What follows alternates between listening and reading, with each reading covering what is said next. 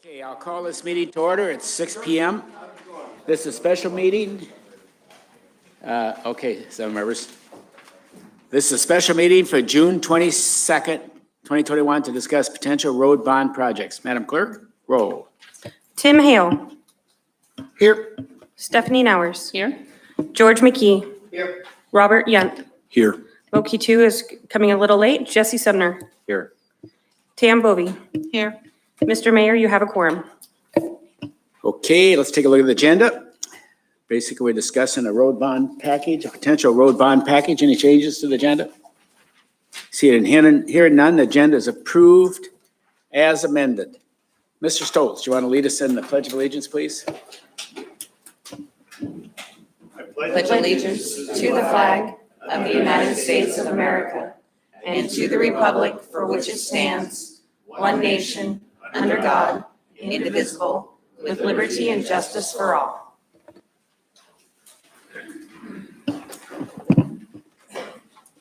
Dee McKee, I'm glad to see you here, and your leg is healing, I hope. He said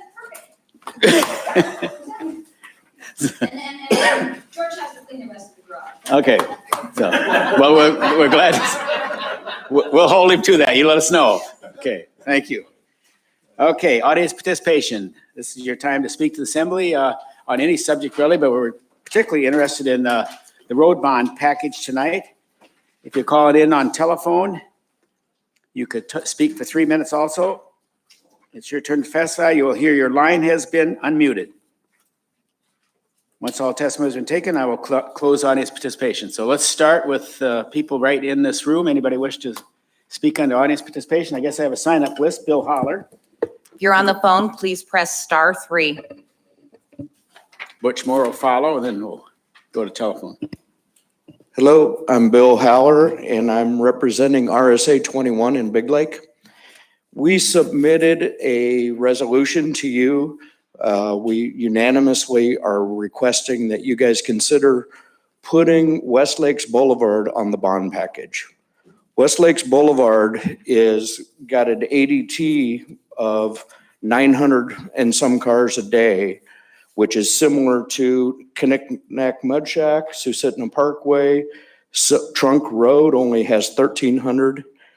And West Lakes Boulevard is completely disintegrating. It was built in the 70s. The borough took it on as maintenance in the early 80s. And it's built on crushed cars from a junkyard. And now it's collapsing.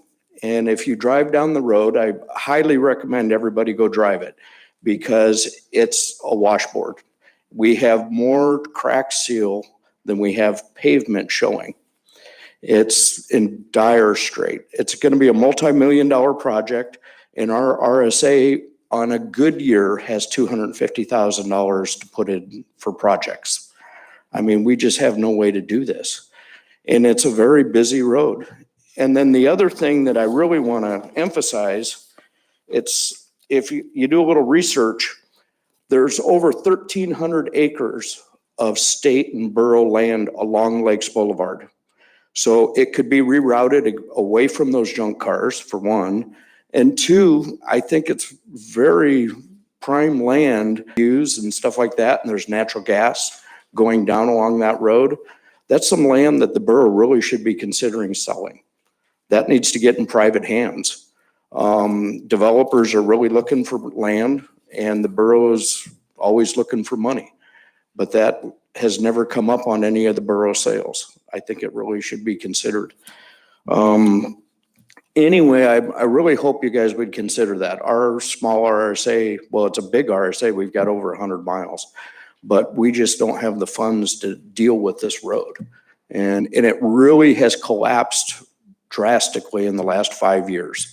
And so it's on our list for $1 million to design it, but we have no idea what it's really going to cost us because we haven't had the money to even start the design.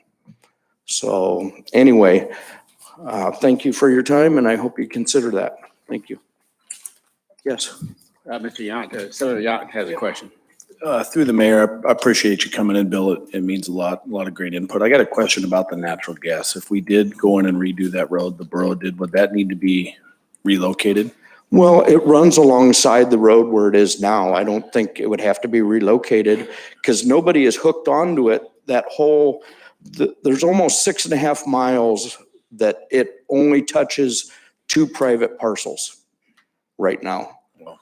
So, I mean, that road is all state and borough land. And there's 2 specific parcels that are touched by private property. Other than that, it's all state and borough land. And so the road, the spurs that come off it already come off it. They go to Lakes Boulevard, they go down there's a few subdivisions that have natural gas in them, but there's already a spur that goes off that gas line to those. Thank you. How many miles? How long are you Well, that suggesting? road is about 7 miles. There's about 3 of it that's in really, really bad shape. So you're asking for 3 on the bond package? Well, 3 miles of it, yeah. Okay, The first 3 miles of that road are really in tough shape. okay. Let's see, Butch Moore.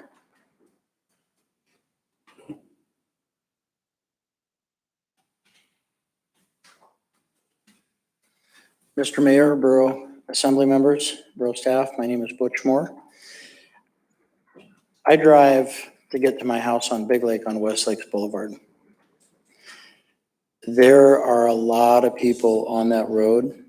Some of the highest tax assessments in the borough are on the north shore of Big Lake. I know because I experience it every year.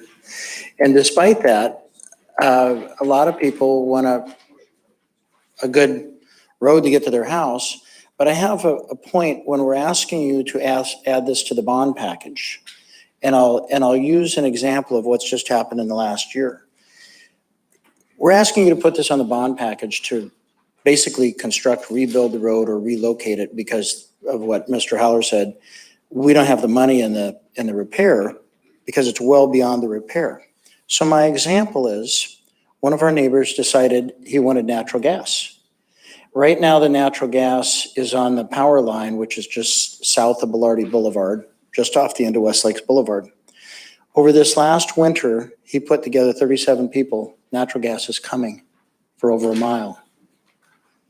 So the hurdle would be if we add this to the road bond package, are people willing to pay for it? It's about $9,000 per lot. We have an overwhelming majority, we're doing an LID through the borough, and people are paying $9,000 a lot to get natural gas. But what good is having natural gas if you can't drive to your property? And right now, a lot of the roads in the borough that are not paved, they're gravel roads, are in better shape than West Lakes Boulevard. So I wanted to give that part of the input that I think our neighbors that drive West Lakes Boulevard are more than willing to pay a little bit extra on the bond package, despite the fact we already do have quite higher taxes. And since this is the introduction, I think maybe there's some time to work through it and get some input from our neighbors. But I think there's no way to get this road improved with the repair budgets that we have. And if we were to do that, we'd sacrifice those road repairs where they're maybe even needed as badly or worse. So I guess my request for myself and 6 or 8 of my neighbors that I talk with is, yes, we're willing to pay for it. Yes, please put it on the road bond package and help us. Mr. Yount? Through the mayor to whoever may be able to help me answer this, help the new guy out here. So I'm pretty familiar with the paving and the gas LID. Is it possible to have a bond package be partially covered by the taxpayers on that road? Is that something we can do? Through the mayor to Mr. Young. Yeah, we do paving LIDs. That's common. I mean, you'll see at the next meeting, there'll be a number of paving LIDs and gas LIDs. So that is a possibility. I understand that process. I guess what I'm asking is, would this be similar? So this is more than just paving. This sounds to me like it'd be a huge upgrade and then possibly paving, but sounds like there would be almost 3 miles of the road that might need to be reconstructed. And I do admire and I appreciate that they're willing to help pay for that. I just want to know, is there a process, similar to the paving and the gas LID where we could, help get payment from them? the debate here, we should just take our public testimony and then at some point in time, you could hash out all these details. Yes, sir. Mr. Mayor, our request is we add it to the road bond package, not Right. an LID. So I just want to be clear No, on we got that. it. Thank you. We got it. So thank Appreciate you. it. Mr. Two, I think is here, arrived at 6:08 PM, 7:02 for the record. Now, anybody else in the audience wish to speak on the road bond package? Mr. Pope, come on forward.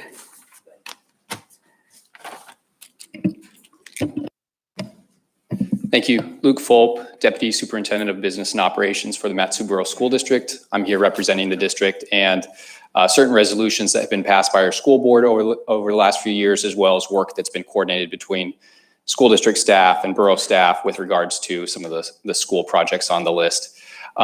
Just want to emphasize the importance of some of these projects that starting with the Seward Meridian Tambert traffic signal. That's about a $1.5 million upgrade to phase 2 of the Seward Meridian Parkway extension. And it's going to serve a lot of our students in the needs to have a crosswalk in front of what we have about 1,700 students attending both Career Tech and Tila Middle School, and not having pedestrian amenities on the roadway directly in front of them and 5 lanes of traffic could be problematic. It's something that our school board has been watching and observing over the last few years, and we've been working with the state.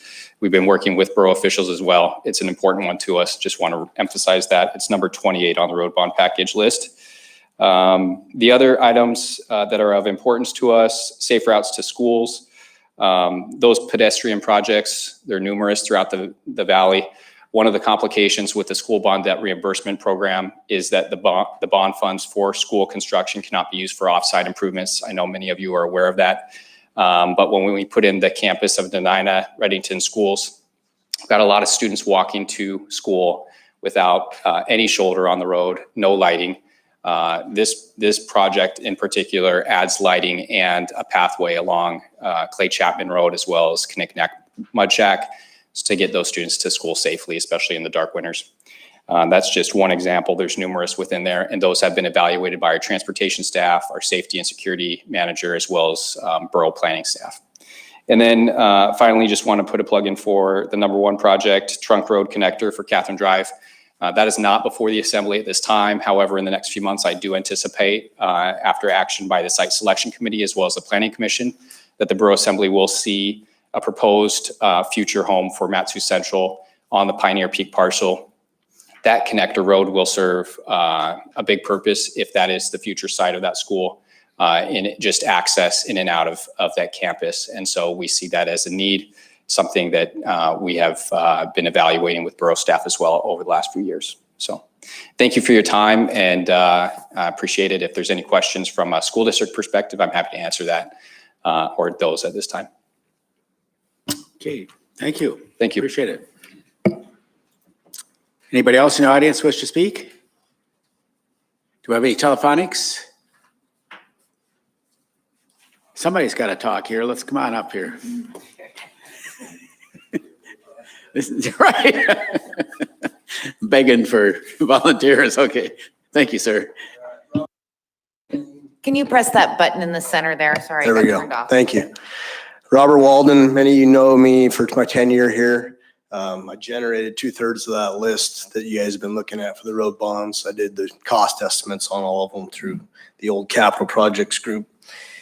I'm here today with the city, just to say that Fern Street is high on our list. So we'd like to keep that on there for a pathway for the connectivity from DOT Fairview Loop path that's going to be in the future, hopefully, and the KGB path. So that is high on our list. There was a small, I think 7 million for collector roads in the Palmer and Wasilla area. We're very interested in that as well. So try to keep that on there. And yeah, that's all I really have. Thank you. Good. Thank you for coming forward. Fern Road, Fern Street. Remember that, everybody. Okay. Anybody else wish to speak? Any telephonics? Okay, I'm going to close out audience participation and turn this over. I guess we have the consent agenda. Madam Clerk, please read the consent agenda into the record. Resolution 21-069, a resolution authorizing the submittal of a grant application to the Alaska State Office of History and Archaeology for stabilization and rehabilitation work on the Old Willow Community Center.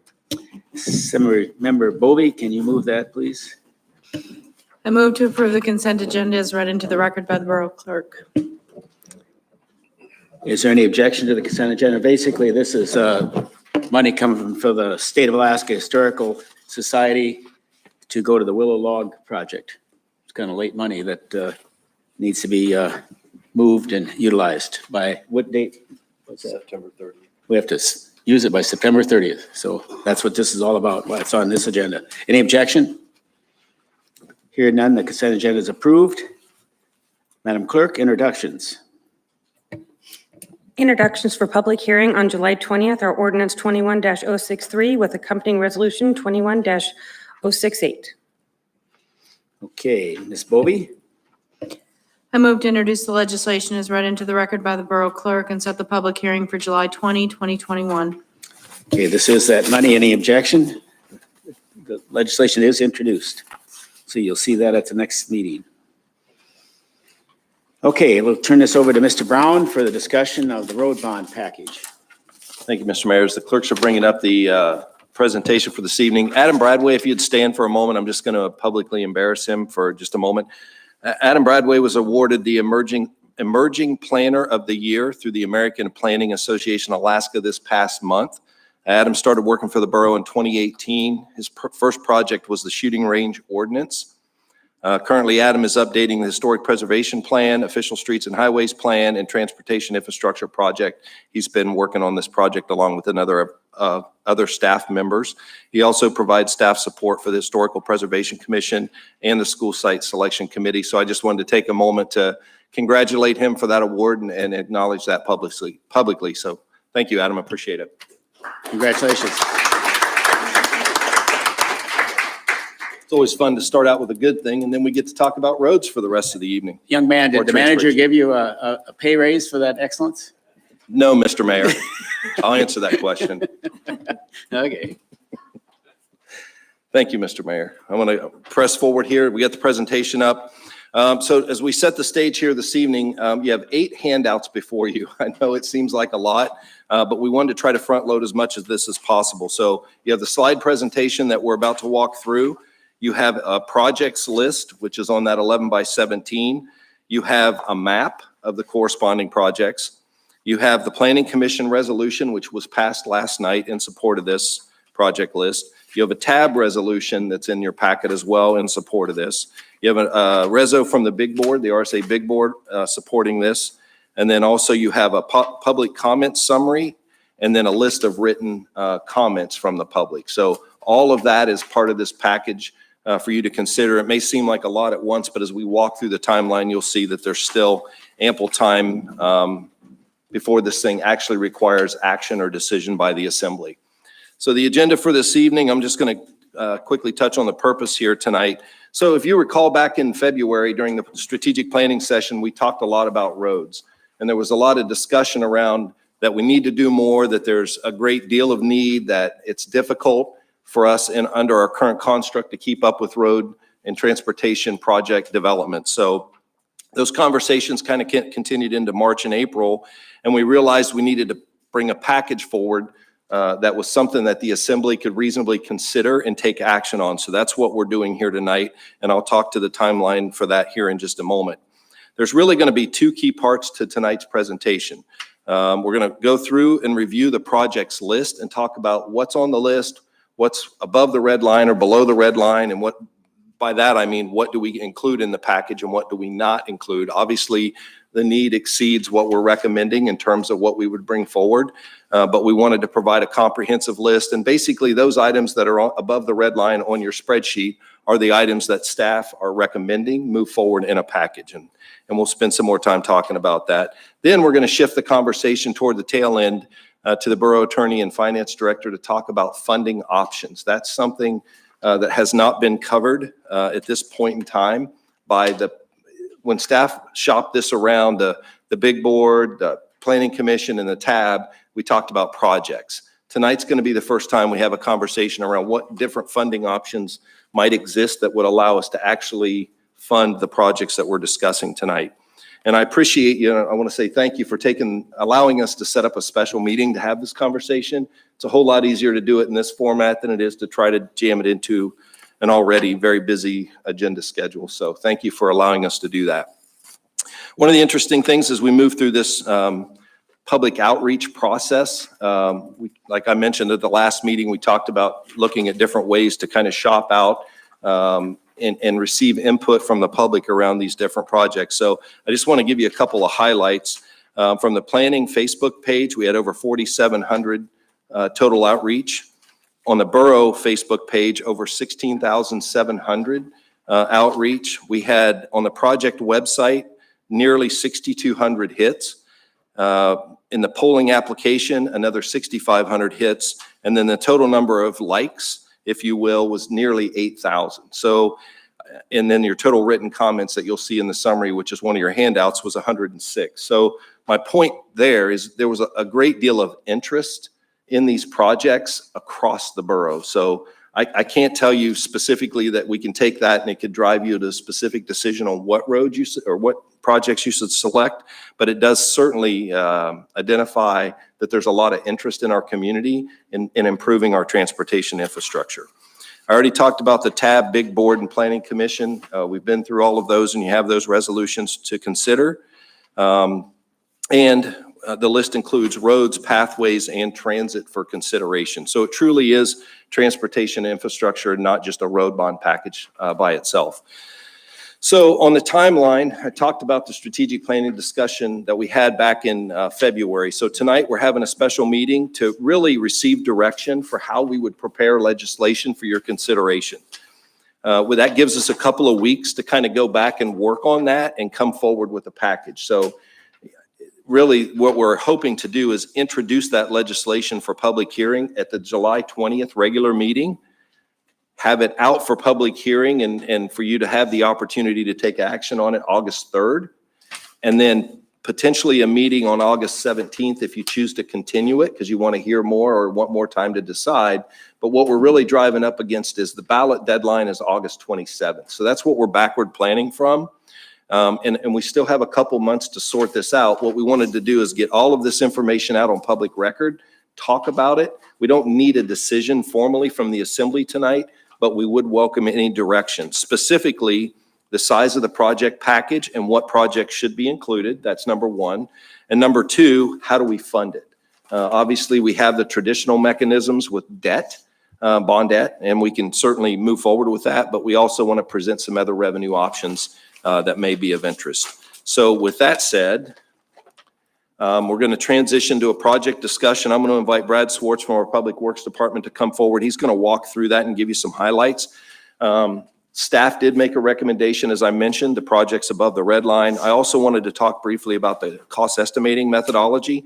We did not go out and spend thousands with an engineering firm to develop these cost estimates.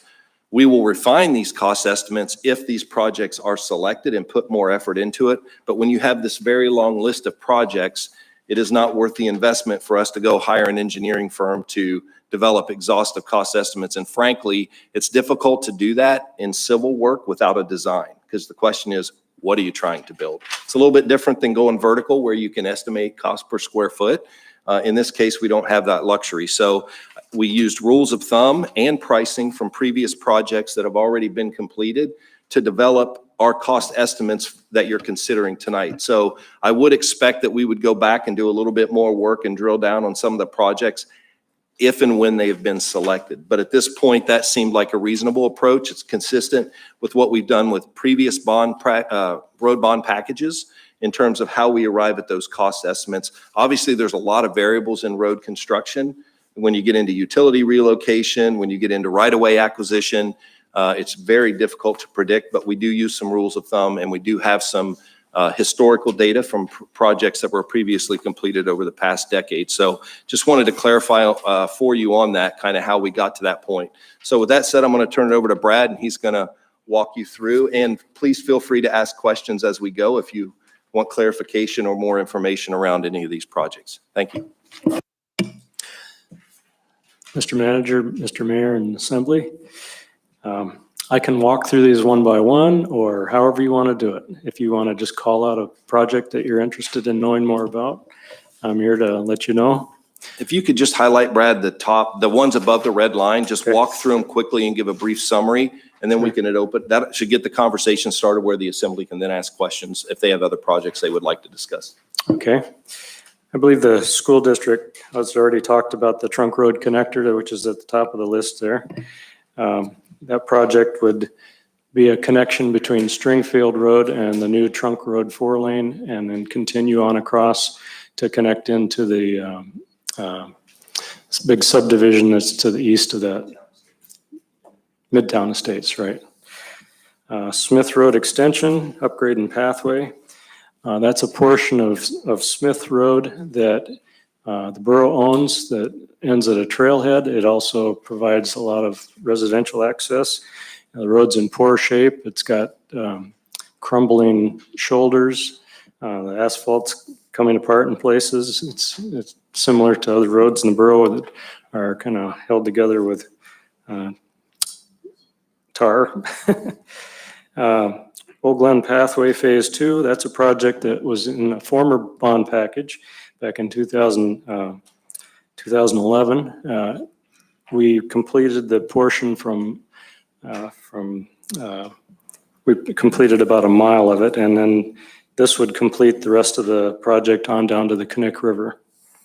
We've already got design done. We're working on right-of-way acquisition now, so this would provide additional right-of-way and some construction funding to complete that project. Hemmer Road Extension South. This is a project that provides Valley Pathways School safer access in and out of the school for parents and students, as well as residents in the subdivisions that live around it. It would bring that traffic out to a signal, which is at Hemmer Road and Palmer-Wasilla Highway. Point Mckenzie Road reconstruction, mile 0 to 7. As you probably know, Point Mckenzie Road provides the access to the large prison out there at Point Mckenzie, as well as the port, as well as all the large farms that are operating in that area. Lucille Street and Pathway Upgrade, that's a project that was also in a previous bond package, 2013. That would provide a turn lane for Tenina Elementary School, as well as upgrading the pathway connection all the way up from Spruce to Selden. Texall Drive Extension Upgrade and Pathway, that would provide the middle section connection between the west side, which is on Wasilla Fishhook, and the east side, which is Palmer Fishhook Road. That would connect the corridor through there and provide a pathway for all the many subdivisions that are currently going in at that site. Selden Road Upgrade Phase 1, design and right-of-way, Schrock Road to Lucille Street.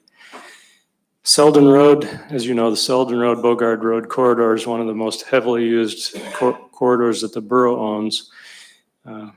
And because this is such a expensive project, we've tried to break it down into just design and right-of-way acquisition for now, and then we would come back for a second hit later for construction. Sherry Lake Drive, Karen Avenue, King Arthur Drive is a project that was nominated by the city of Houston. And that's also a corridor that winds around and connects up with King Arthur Road, another big collector road.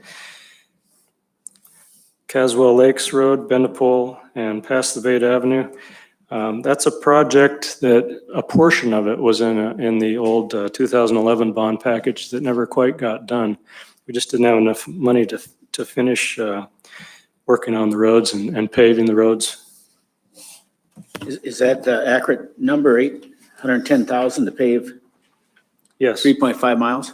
yes, All these cost estimates are accurate, as accurate as we can get, with the time that we've had to put them together. perfectly accurate, right on the money. they'll all need refinement, once we move on. Okay. Hidden Hills and Past the Bait Avenue reconstruction.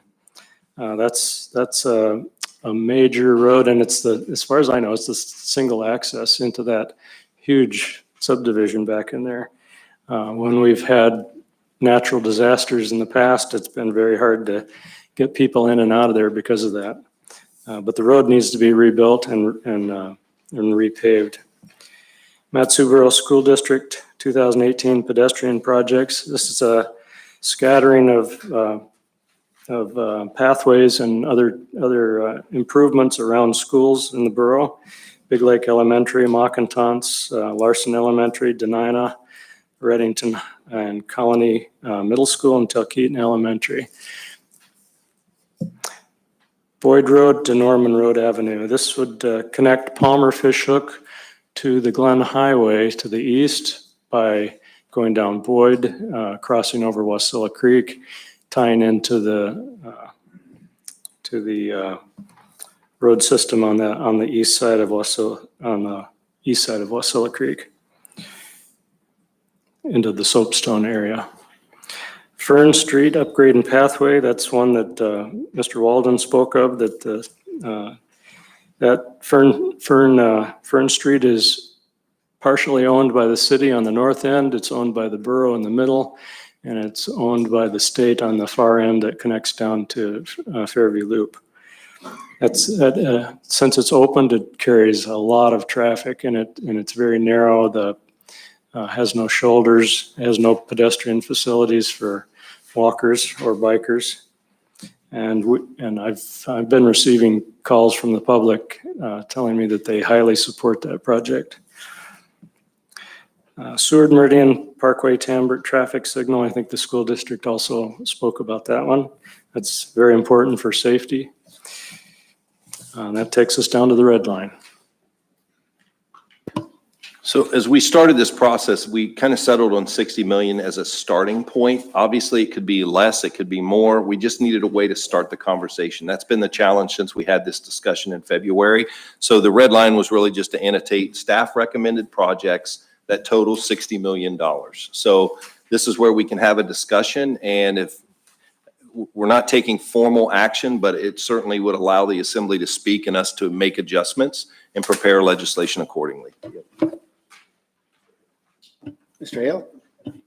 Thank you, Mr. Mayor. Through the mayor, the Safe Routes to Schools implementation, I know at one point there was a plan to put separate a pathway up North 49th State Street to connect from Palmer Wasilla to Bogard near Colony High School there. Is that part of this Safe Routes to Schools implementation, or? No, it is not part of that project. Too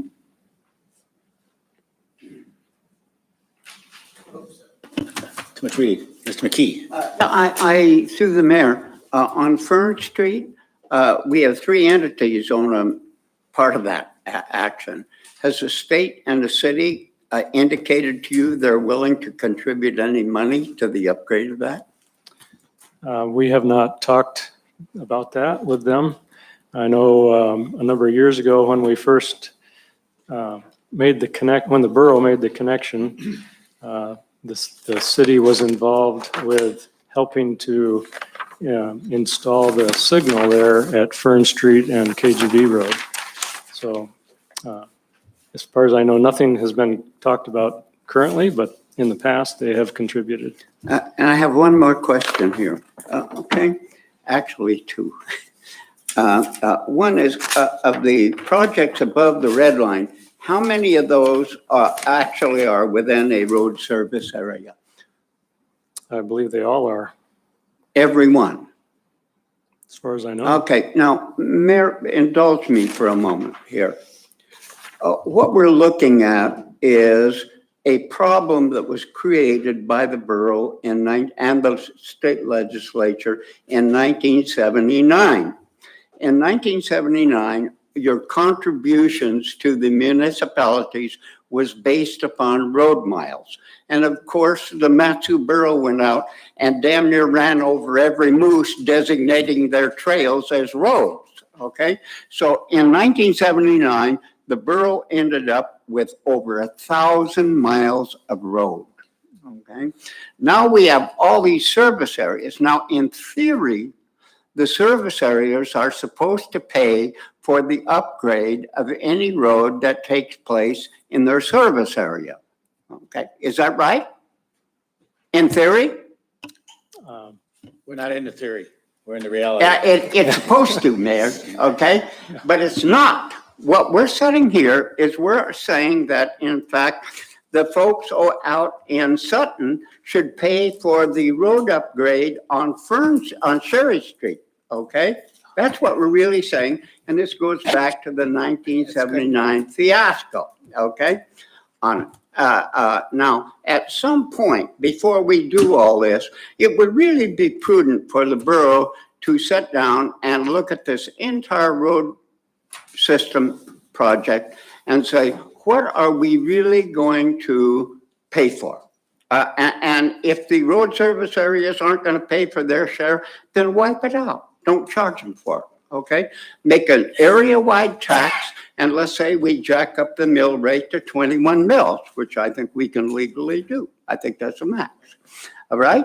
So that seems, what we're doing is we're fooling around piecemeal with the road system here that the planning director, in fact, told me that was a damn disaster 4 months ago, okay? So maybe we ought to look at what we're doing here. We're Okay, talking 60 million. What we're doing here is there's 15 projects that they're talking about that cost about $60 million. They want to know if you're in favor of those projects. You can add projects, you can delete projects. No, That's what we're I'm doing right saying, now. and Mayor, I'm neither, I'm saying we don't have a system to deal with this right now. We are going to talk about that. And the manager. We are going to talk about that later on in the presentation. So right now, it's about Funding options. certain road projects I know. in the red line. Okay. Mr. Yount was up. Mr. Yount was up next, then Mr. Two, and then Mr. Sumner. I think what George really wanted to say was that out of the 60.885 million, that only 4 million is inside of his district and mine. And I just wanted to point that out. And we're actually sharing that 4 million, so. See, now we're getting someplace. Yeah, baby. So, Tam and Jesse are cleaning house in Moki. I look forward to helping, work this list in the future, so. So take a look at the projects. You could add projects, you could delete projects. So that's what this is. Is that correct, Mr. Manager? So let's see, who was next? Mr. Two. Through the mayor.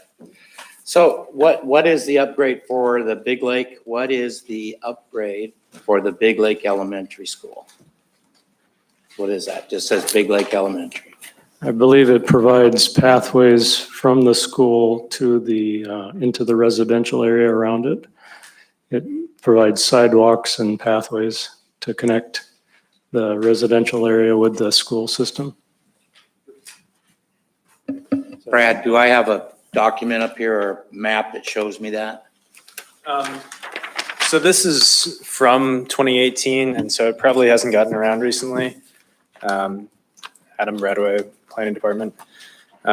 So for Big Lake Elementary, on-site school and traffic parking signs, Martin connector, multi-use pathway, 300 linear feet, and then common project costs, which are surveying, traffic, maintenance, et cetera. So it's about $118,000 in 2018.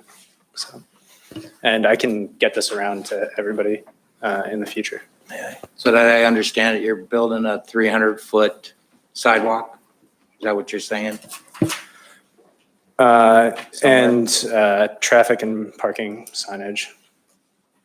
Excuse me? And also traffic and parking signage is what was And considered signs. on this. Okay. Through the mayor to Mr. Two, we'll get you the map and we'll circulate that around to the assembly so that you have the detailed breakdown of where those pedestrian projects are as part of that 2018 package. We could definitely use more pedestrian access downtown Big Lake. Mr. Sumner, you were up next.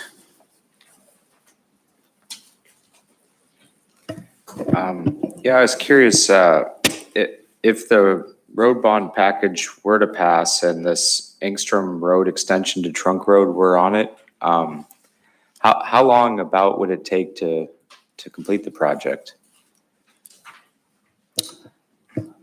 That's kind of an unknown at this point. I mean, we try to complete them as fast as we can, but it all depends on right-of-way acquisition, if we have to move utilities. A lot of times, if we have to buy right-of-way, then it takes a while. It takes at least, we always allocate at least 2 years for right-of-way acquisition and probably at least a year for design before it gets to construction. So through the mayor to Mr. Sumner, one of the things we talked about doing, like with a bond, that allows you to really affect how you apply the funding to the project, and you're able to adapt the funding to the project timeline and not the other way around. So, typically we'd go out for a bond sale, move money for design, right-of-way acquisition, and then we would build the construction budgets and then sell additional bonds at a later time. So you're not setting on that money until you actually need it. But to Brad's point, we talked about this earlier, just briefly mentioned it. Right-of-way acquisition is the big wild card in road construction. And then, of course, the cost of utility relocation is a driver as well. But when you look at project timeline, I would say the biggest challenge is the right-of-way acquisition itself. Design, I mean, you can advance it, but like Brad said, and I don't know, Jim's here from DOT, but I think when you look at federal projects from a DOT perspective, they're on like a 8 to 10 year timeline. I think we've been pretty successful in the past with the limited projects we have done to be in that 2 to 4 year timeline, maybe 5 years, but I think we've been pretty successful without having to meet all those federal requirements and be able to do it in probably 3 to 5 year timeline. Okay. Woman Nowers. Did you have something else, Mr. Sumner? Yeah. Go ahead and finish up. I was just going to say, I think some of these projects that are not included on the list are really critical life safety issues for people in my district. We've had 40% population growth in the Fishhook area over the last 10 years. And some of these things like the turn lane at Shaw Elementary, where it's $500,000 really. I mean, I've seen vehicles backed up, for hundreds of feet there. And it's a serious, dangerous situation. And then this Engstrom Road to Trunk Road, I feel like maybe we should consider this because, I did hear the state say that they're going to do that in 2024, but I'm not sure that I believe that. That the way things have been going and the way the state has been treating the projects out here.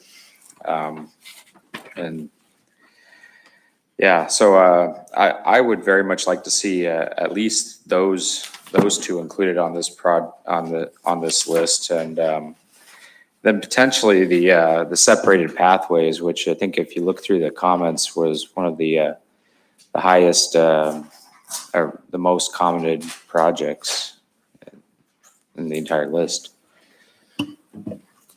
So these are projects not above the red line? No. Yeah. Okay. Gotcha.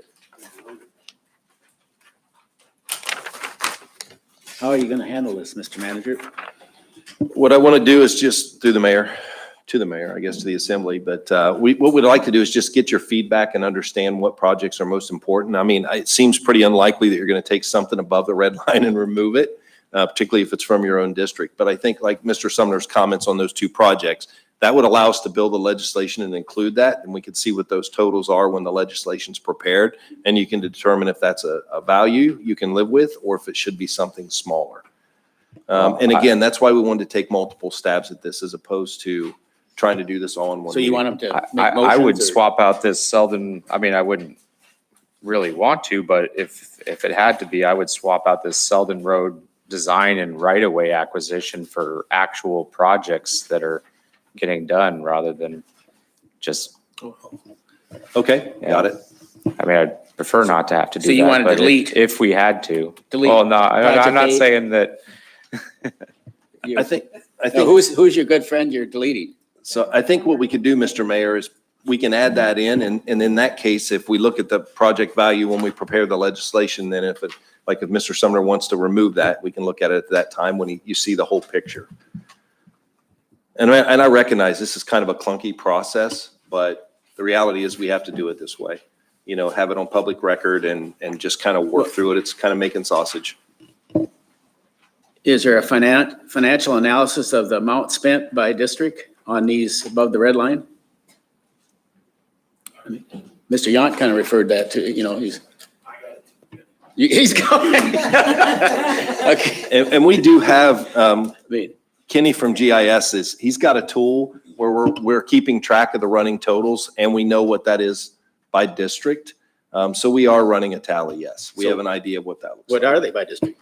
Could I just mention one other thing? There are districts where, especially like District 1, 2, and 4, where the majority of the roads are either owned by the city or the state. And so there are very few borough roads for us to do any work on. 1, 2, and 4. Okay. So, I mean, so that creates a kind of a lopsidedness to the whole, if you're trying to have equal money for each district. So Kenny, are you able to give us the totals by district as they stand? Yeah, so Kenny Cleawine, GIS Program Analyst with the Matanuska-Susitna Borough. So District 1, 8.4 million, District 2, 4.5 million, District 3, 3.2 million, District 4, 2 million, District 5, 10.5 million, District 6, 19.4 million, District 7, 12.9 million. And those are the projects above the red line. Thank you.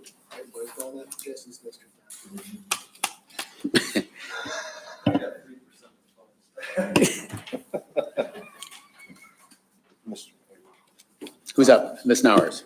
Got to get in here while the table talk is going. I just want to, what Jesse said about separated pathways, you know, in what I see in the core areas, we have some really high speed roads and we have a high number of people that are, you know, subdivisions on them. So Palmer Fishhook, Old Glen, Inner Outer Springer, those are all 40 to 50 mile an hour roads and you have a ton of growth along those. So, you know, the other one, that isn't above the red, there's two not above the red line right now, a pretty small project on the last page, the Inner Outer Springer Loop Pathway. This would connect existing pathways from the Glen Highway past the north side of the fairgrounds down past to Cope, almost to the golf course area. And it would connect into a pathway that leads back to Palmer. You got a lot of traffic that goes to the fairgrounds and a lot of subdivisions in there. So that's a great like little connector.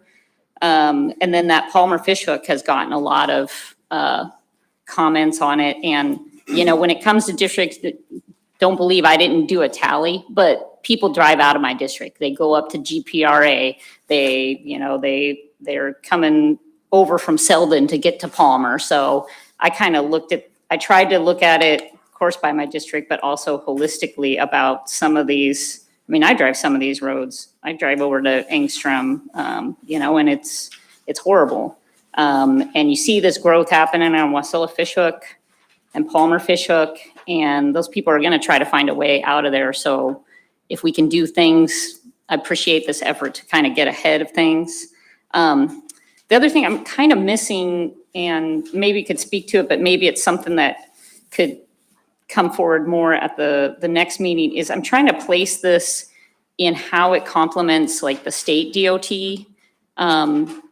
projects that are going on. I think of like Selden and Seward Meridian, and also I know what's going on with the road bond funding with the state is a question mark, but how these projects would tie into that. And then the third piece is the MPO funding that's coming. So can we put that in a kind of broader picture? Are these complementing that work? So we're, you know, leveraging additional things that might come. So I don't know if that's a question that can be answered right now or something we could have at the next meeting to kind of look at these in context of the broader other projects.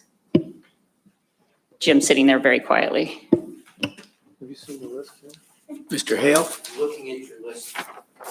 Mr. Hale? Thank you, Mr. Mayor. I just want to say that I definitely support Jesse's comments about Engstrom Road. we need some kind of secondary access in and out of that neighborhood. It's mostly not in my district, although it does kind of run along the edge of it there. But that's just a mess that we've been trying to figure out for a long time. And getting a secondary access in there would be great. And then I just wanted to return to my questions about 49th State Street, separated pathway there. I know that's, I believe actually that's a state road. And I was talking to the planning department about that possibility of a separated pathway along there a couple months ago, and they said they might be able to work it into this, but I guess it wasn't workable that way. But I would like to see us look into some type of partnership with the state to try and get the pathways connected there between Palmer Wasilla and Bogard Road, because I know the state puts priority on making those type of connections, which would help us, kind of move that project along. And there's a lot of kids going up there to Colony Junior and High School that travel along 49th State Street there, and it's a high speed, high traffic. It's a high speed, high traffic road, and we're in between two separated pathways, and so folks want to make the shortcut there to get down and get on the other path or whatever. So that's something I would like us to look into, whether it's in this package or some other way in the future. So thank you. Ms. Bovee? Thank you, Mr. Mayor. I actually did spend a lot of time. I did the math as well. I do want to just mention that 30% of the borough maintained roads are in my district. So by rights, I hope I get my share. I was pleasantly surprised how much my list paralleled what the staff recommended.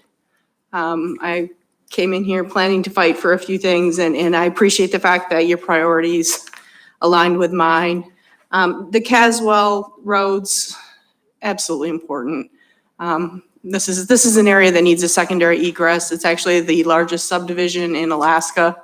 I believe it's the largest in the Pacific Northwest. There's well over 2,000 people back there. During the McKinley fire, we honestly thought we lost people. I mean, they just couldn't get out in time.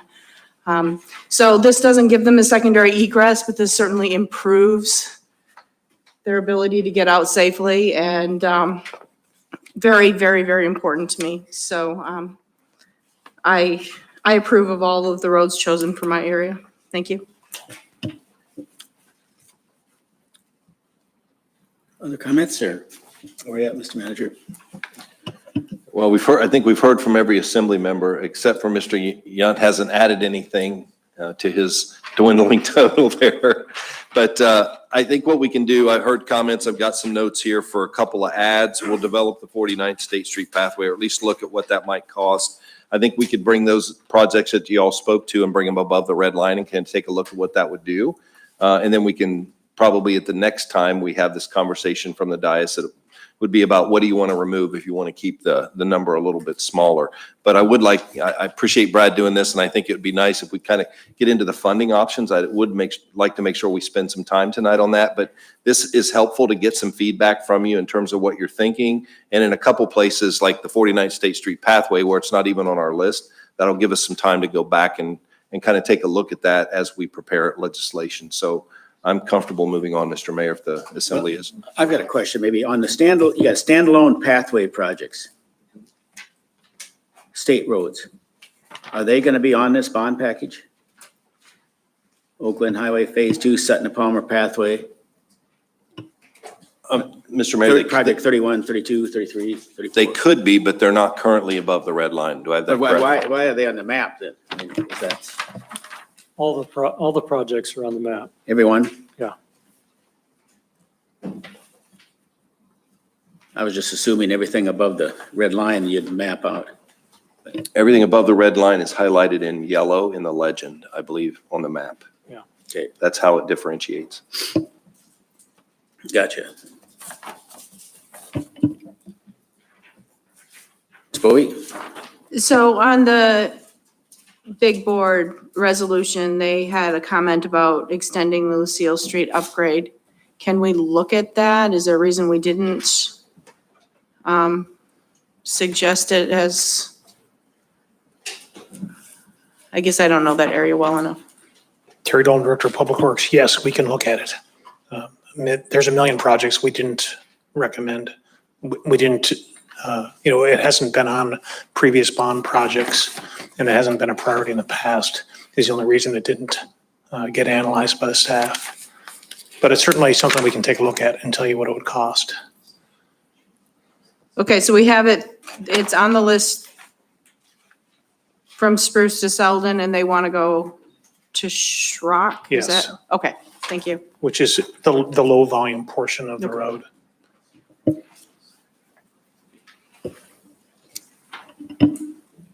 I did have a question for Mr. Tu then. On the West Lakes, Mr. Tu, do you want us to add that to this list? Like, I recognized it wasn't on it, and I know that that's come up at a couple places, and I know our RSA 21's been pushing, so would you like to see that? Yes. All right, so we'll take that one for action as well.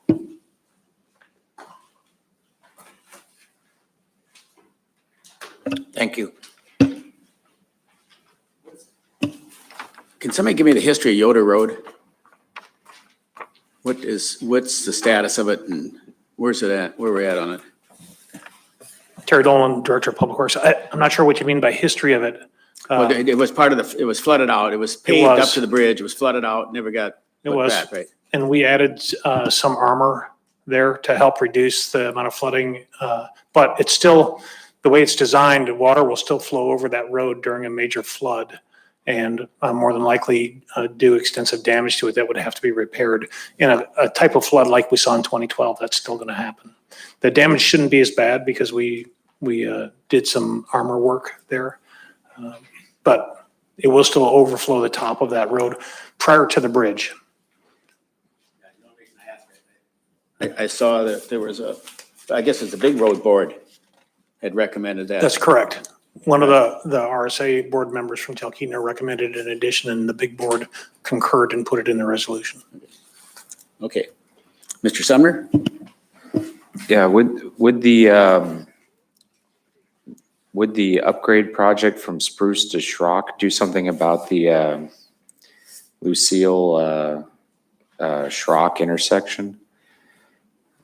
My wife and kids were almost killed there. They were hit by somebody going like 60 miles an hour a couple years ago. Schrock is a state road, so it would depend on whether or not you wanted that to be part of the project or not. We would have to work with the state of Alaska to DOT to upgrade that intersection. But it could be done. I think it's pretty dangerous, but I don't know. Ms. Nowers? I did want to see and I think the manager got it, the inner outer Springer Loop pathway and the Palmer Fishhook considered. I had a question about the Edgerton road. We're looking at the Arctic Winter Games. We're looking at hosting up there. I just have a question whether we should be looking at that to upgrade it. Could it handle the traffic that we're going to need for Arctic Winter Games is something we need to consider. Yeah, I can speak to that. The Edgerton Parks Road right now is a very narrow road with no shoulders, poor pavement.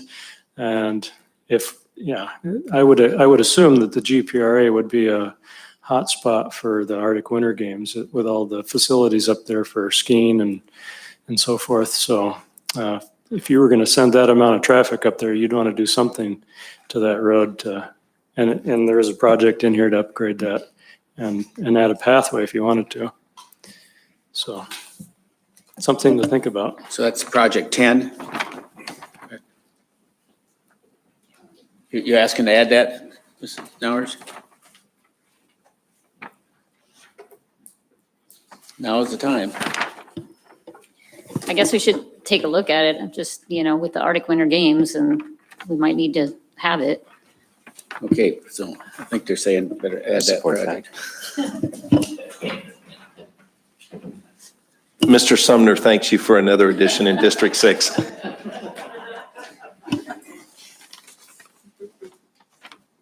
Okay. Are we ready to transition, Mr. Mayor? Everybody, does anybody have a list of the added-on projects that were recommended? Real quickly, could you read those off? In So- addition to the 15 we started with?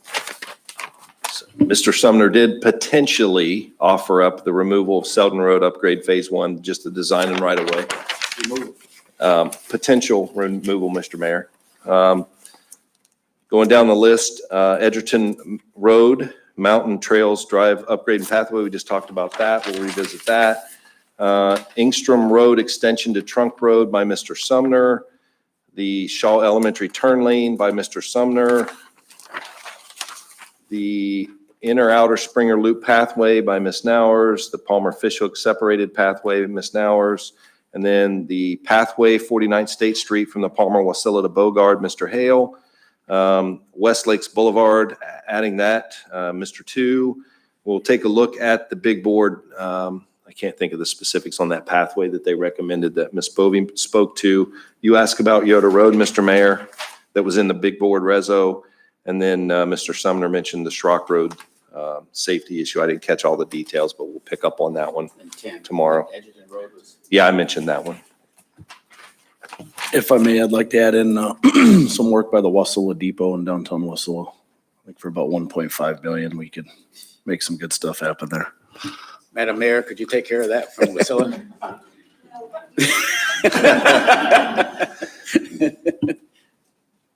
Okay. Those are the ones I captured for folks. Did I miss anything? Oh, Tim, Ms. Bovee.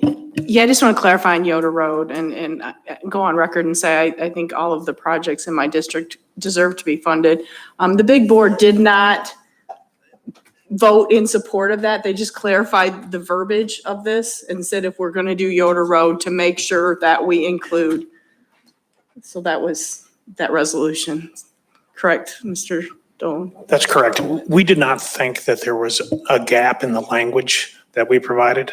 So what the big board recommended was consistent with what we were planning. Which is what?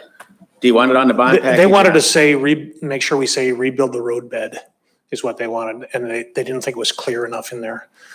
We thought it was clear, but they're correct. That road bed would need to be, have some major upgrades to it when we fix that road. It says here embankment improvements and pave Yoda Road from Talkeetna Spur to Montana Creek Bridge. Right. So the embankment, really, you're talking about the whole roadway, including the road bed. I mean, it's just a semantic thing. They were just clarifying, Right. yeah, the scope. Yes, Yes. exactly. So we don't think there's an issue with Yoder. Ms. Nowers? Thank you, through the mayor. So the two biggest ticket items on here look like they're above the red line are the Point Mckenzie Road reconstruction for 10 million and Sherry Lake Drive, Karen Avenue, King Arthur Drive for 8 million. And so, that's a third of the 60 million almost. And I'm not as familiar with those projects, so I wouldn't mind hearing a little bit more about those and sort of what kind of situation we're facing there and the, priority, putting them on the priority list. We can talk a little bit more about the Point Mckenzie Road. Right now, it has no paved shoulders and very little even gravel shoulders. There's big portions of it that run through wetlands, and it has some trouble with heaving and the freeze-thaw cycle, breaking up the pavement.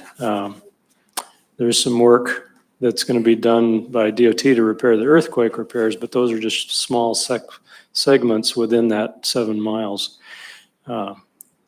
For a road that provides direct access to a port and a large prison and the farms, like I mentioned before, you would want to build those out to 12-foot travel lanes with with paved shoulders and probably at least 4 foot, if not 8 foot shoulders to get the large semi trucks and things off the road if they were to have trouble, or if there was an emergency that they, where you had to pass large vehicles.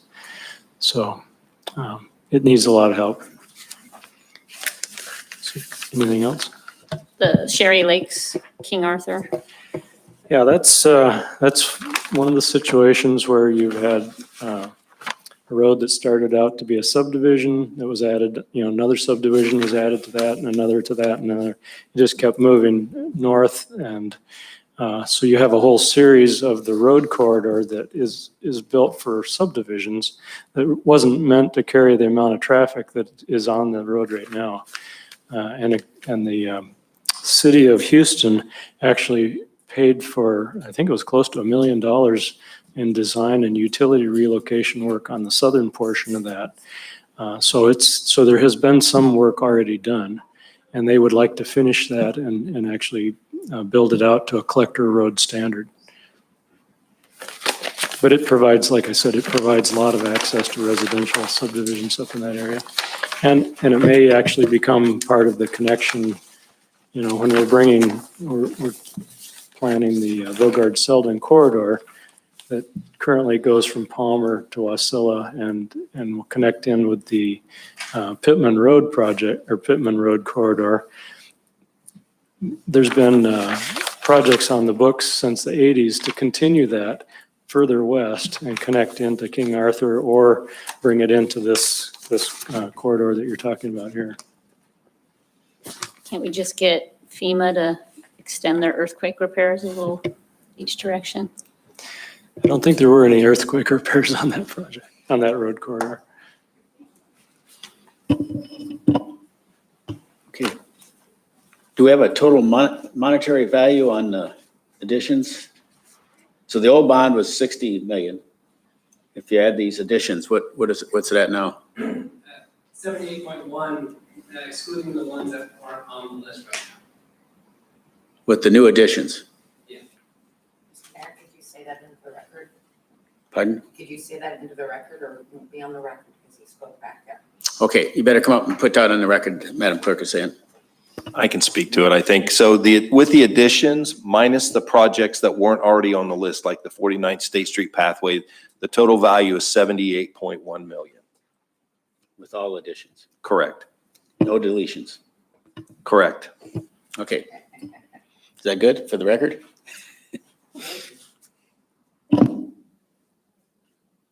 Okay, maybe you could take back over, Mr. Manager. Yeah, I think we're ready to transition. I'm going to invite Ms. Heindel forward. Mr. Spropoulos is going to contribute here, and we're going to talk about the fun topic of how to fund these various projects. So I'm going to turn it over to Cheyenne. She's going to walk you through some various options, and then we'll go into some more of the legalities. Cheyenne Heindel, Finance Director. Through the mayor to the assembly. So you've seen many of these slides, or these couple slides, when we did the school funding options. Under excise tax options, we of course could do a fuel tax, anywhere from, depending on the tax, from $1 to $4 million annually. Anchorage currently has a 10-cent tax. We've also talked about a severance tax on gravel. Again, $500,000 to $1 million. Tobacco tax, we currently receive about $8 million annually on that tax. None of these taxes require voter approval.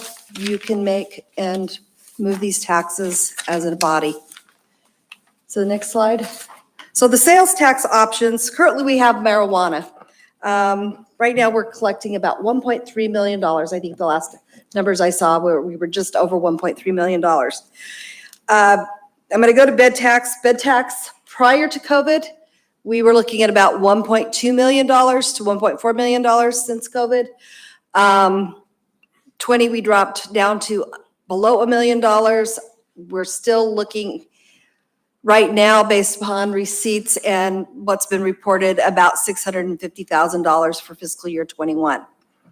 Now, sales tax, of course, all of these options, to change any of them or to add a sales tax, you have to go to the voters. I did go back and look at what City of Palmer, City of Wasilla, and Houston are reporting as sales tax revenues. Prior slide, when we did school funding, was older numbers. And then that's in the slide. You can see what, by fiscal year, what they've collected. Our estimate is based on the amount collected in the cities because we don't have a measure for outside the cities other than the Talkeetna area. So right now, based upon what 1% would yield within the cities, combined, we're looking at $9 to $10 million. And that includes cities of Palmer, Wasilla, Houston, and Talkeetna sewer and water sales tax. Of course, Talkeetna sewer and water sales tax, we saw a significant drop because of COVID. Whereas we were collecting well over $1 million, we're looking at about $400,000 right now. So, I mean, it would take a while to get us there. Now, of course, however, if you choose to do a sales tax, how you write that sales tax ordinance makes a difference. If you choose to exclude the cities' rates to a certain point out of what the borough collects, then of course that changes the estimates. Like I said, since we have no history outside, we don't know what Three Bears would report or what some of the smaller vendors that are outside the cities would report for sales. So that's, like I said, that's a number that we don't have any solids on. Other options are we raise the mill rate. For a $60 million bond issue, debt service would be about $4.7 million annually. That works out to 0.46 mils. You could exclude, you could remove the optional exemption for seniors. That would bring in about $4 million. Permanent vehicle registration. We have been trying to get numbers from the state. State's always been hard to get numbers out of as to how many Z tabs are out there. We have again contacted the state, learned that our contact that we were working with previously doesn't exist right now.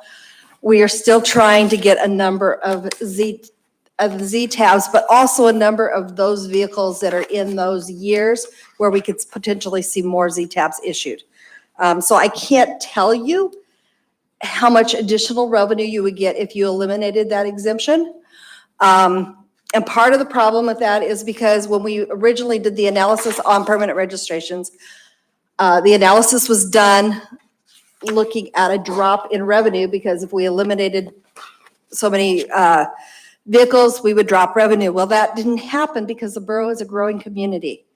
And as people move out to the valley, they move out with vehicles. And people are buying new vehicles.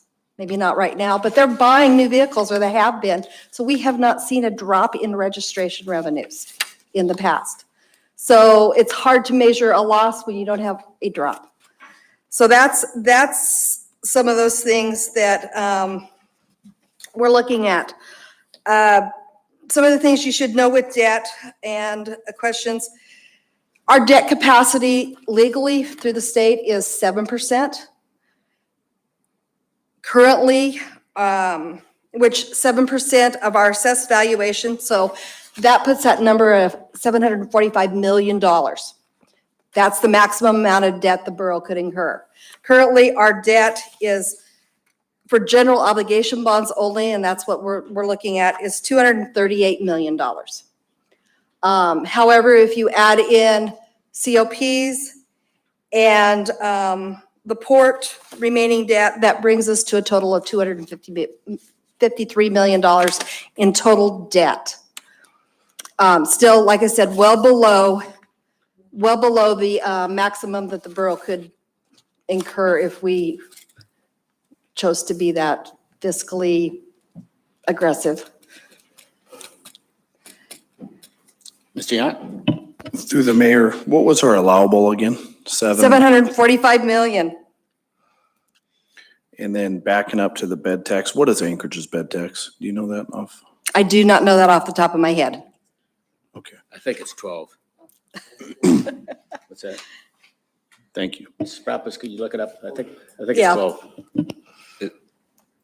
Through the mayor, is that 7% in state statute? I'd never heard that before.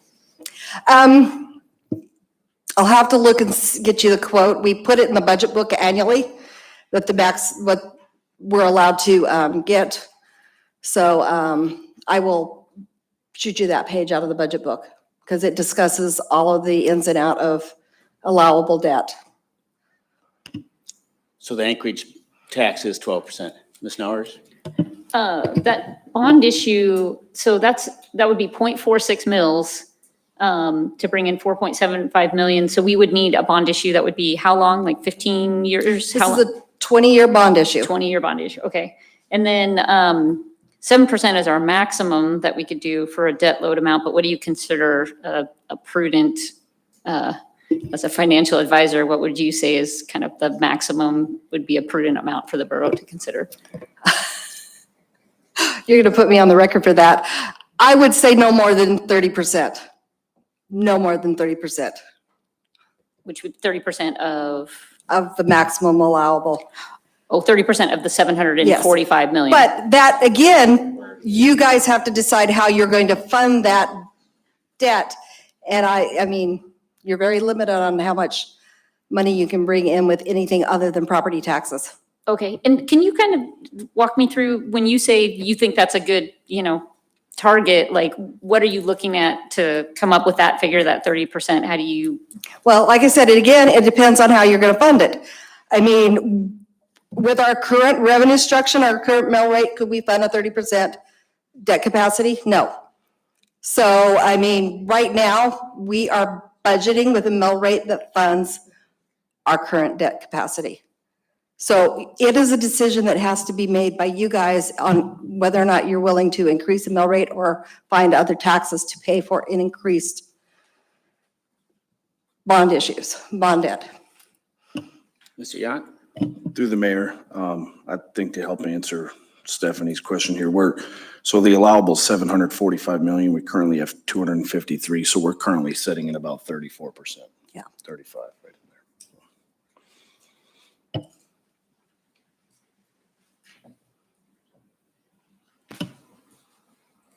Mr. McKee?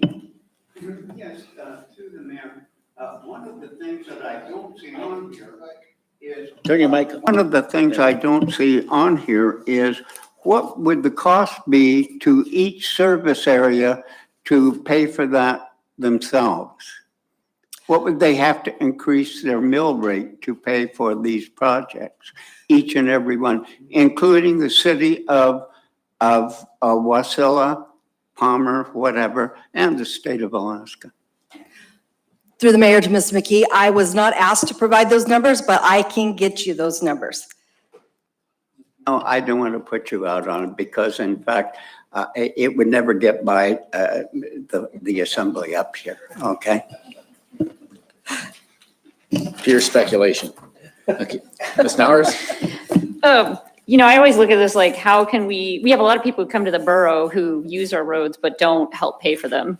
So I'm always looking for how we can minimize the cost to our residents and maximize some of that cost. So I just wondered, I know the sales tax, I think we had a 2019 study by McDowell that said about 8% of a sales tax, if we did a borough-wide sales tax, would be from out of state and people who came from in-state to the state fair. So if a sales tax is 9 or 10 million, I'm thinking that's just under $1 million that would come from other places. But just kind of on that theme, does administration have any recommendations for how we could maximize tapping some of that non-Valley resident load to help us pay for the roads that we need and that they use? Through the mayor to Ms. Nowers, if we could finish the presentation, I think that's what we're going to kind of wrap up with is how do we craft legislation that might provide the assembly with some options that are different than just raising the area-wide mill rate. But I think there are some things Mr. Spiropoulos has that you probably would want to hear first, just to make sure we have a complete baseline understanding before we go down that road. And the only other thing I'm just thinking about is the gravel tax, because a lot of people benefit from that resource that gets extracted from the valley, and we bear the burden of that without That's, we get some jobs, but that's the other thing I'm just kind of looking at for, as far as feedback. Okay. What next? Mr. Sumner? Did you have a question or? Okay. So at this point, I'll jump in. A couple things to keep in mind before we start going down the road. Remember our powers, right? Second-class borough powers. We have area-wide powers, which is everywhere in the borough. We have non-area-wide powers, which is everywhere except within the boundaries of the 3 cities.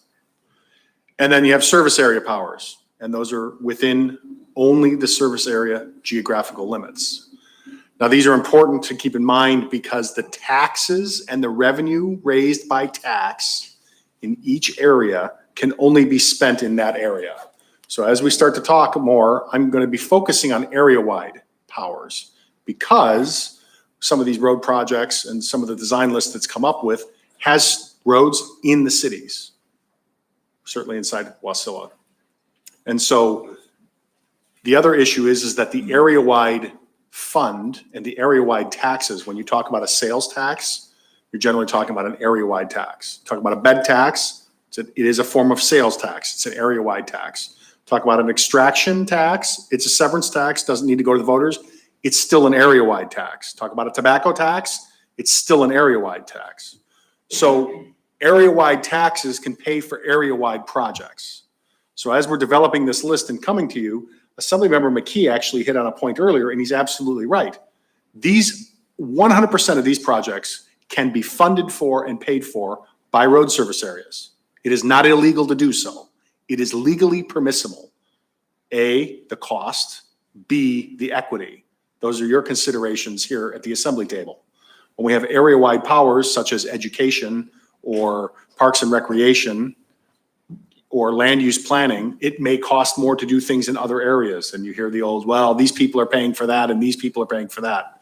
Well, that's the concept of area-wide powers is everyone's paying for everything on the same rate. And it's up to the assembly to decide what projects to fund.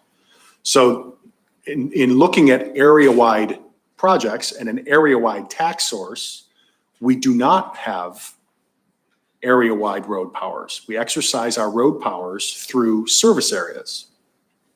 So the first consideration you would have on a ballot question would be your list of projects, because that's going to drive your ballot question. So the first consideration would be your list of projects. Your second consideration, do you want bond authorization?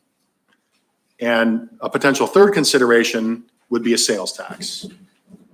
So when you're thinking about it, and the discussion here, unless we're gonna try to figure out some other way to pay for this, you're almost stuck with having an area-wide project list to submit to the voters. Again, why? Because then you get to use area-wide tax sources to pay for it. Then your next consideration is, do you want bond authorization? You need voter approval to issue general obligation bonds. You can then pay for them with area-wide source. And just because you get authorization for bonds does not mandate that you must issue them. It gives you an option for financing if you need money up front.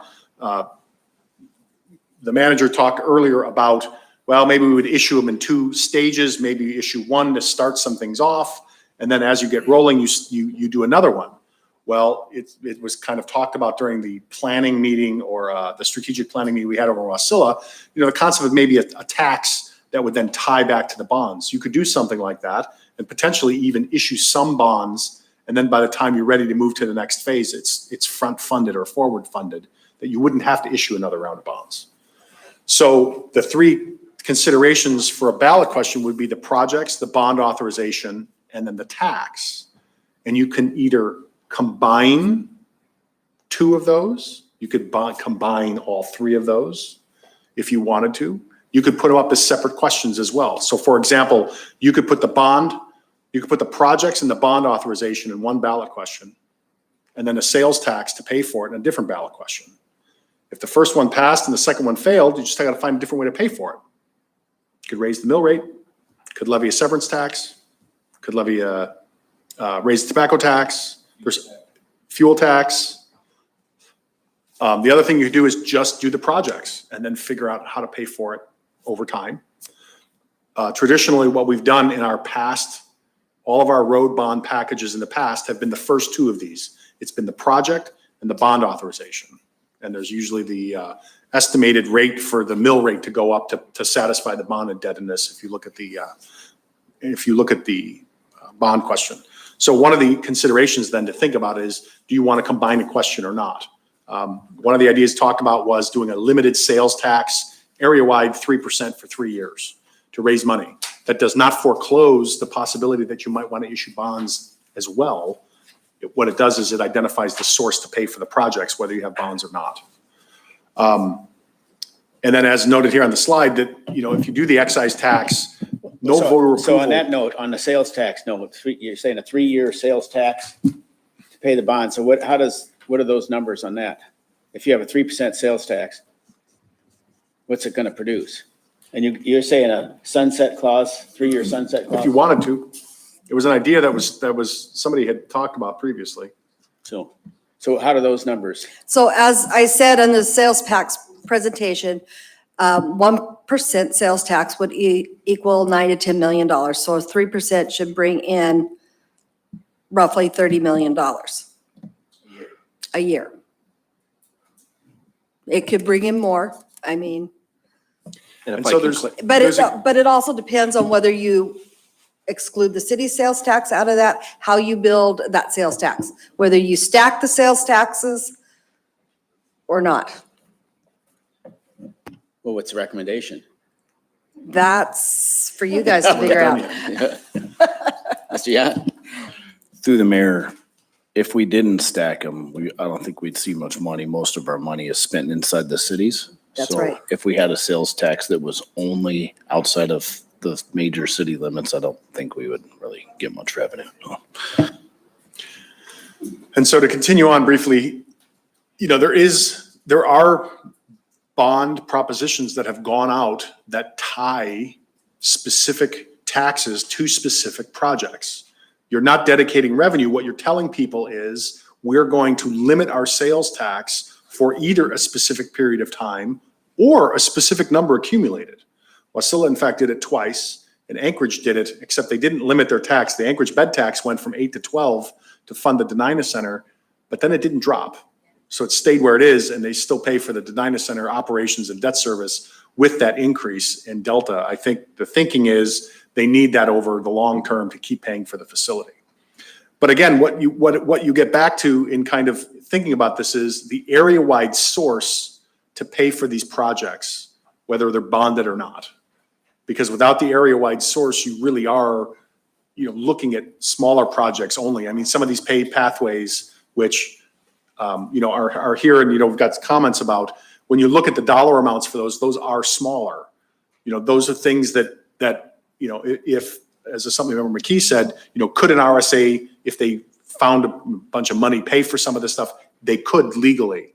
But when you're talking about an overall transportation infrastructure project to the tune of 60 or now 75 or $78 million, depending on what that number is, it's a very large number. So if you get away from the area-wide fund, you almost have no way to pay for it, because as an individual hit on every RSA, it would be difficult. The one thing you do have to keep in mind, though, is that with a bond issuance, there must be a capital improvement. So we're constrained by the Alaska Constitution that bonds can only be issued for capital improvements.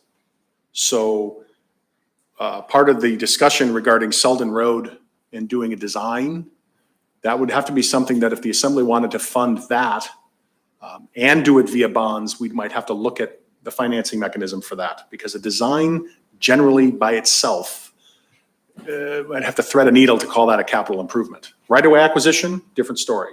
Construction, even to a, less than ideal, maybe you didn't finish, all of the, I don't know, the drainage or the shoulders or something, you wouldn't have to have, the gold standard capital improvement, but you have to have a capital improvement at the end. So things like design get tough to say, well, we're going to only pay for that with this bond.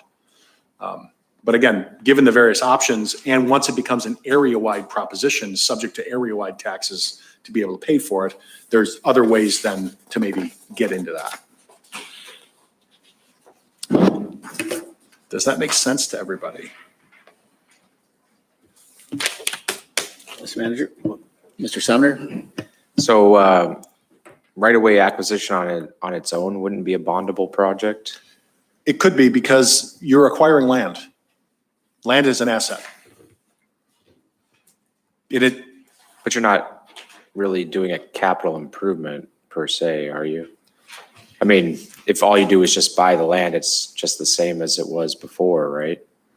It depends on exactly what the bond question would say. You could certainly issue bond for the purpose of going out and acquiring land because it is capital. It is an improvement in the sense that the borough doesn't currently possess it, and we're gaining a possession for the public benefit in the future. And it's a tangible capital item. Well, the 2018 bond package, what was it, 11 projects, Mr. Manager? Well, the last bond package, 11 projects? Have we finished any of those projects? No. The last No, project, we went out 2018. 50-50. Yeah. Right. So those projects are not completed yet at all. So. Mr. I Mayor, think it's those projects haven't even been started. We will sell bonds in the fall to match the projects that we have federal funding for With the state. with the state. So there's four of those projects. Right, Leaving- but at leaving this 7 point, unfunded. we don't have any match because the match requirement is what drives whether or not we can sell bonds for those. So in this current package we're talking about, it's 100% funding. Borough, it's going to cover 100%. Unless you do something different. Right. So, but, Mr. McKee, I hope you're not suggesting that the state's going to pay part of this like they did debt service. I do have a question here, I think for the attorney. Look, we have road powers for area-wide, but for non-area-wide, we don't have road powers, correct? Actually, we exercise all of our road powers with service areas. Okay, but I mean, but we don't have service areas within municipalities, correct? Okay. The road service areas do not go into the cities. Right. That's right. correct. So my question is this. If indeed we assume full road powers, would we be able to, in fact, for a project, let's take Caswell, okay? If we exercise full road powers, could we in fact increase the taxes on the folks on Caswell to pay for that?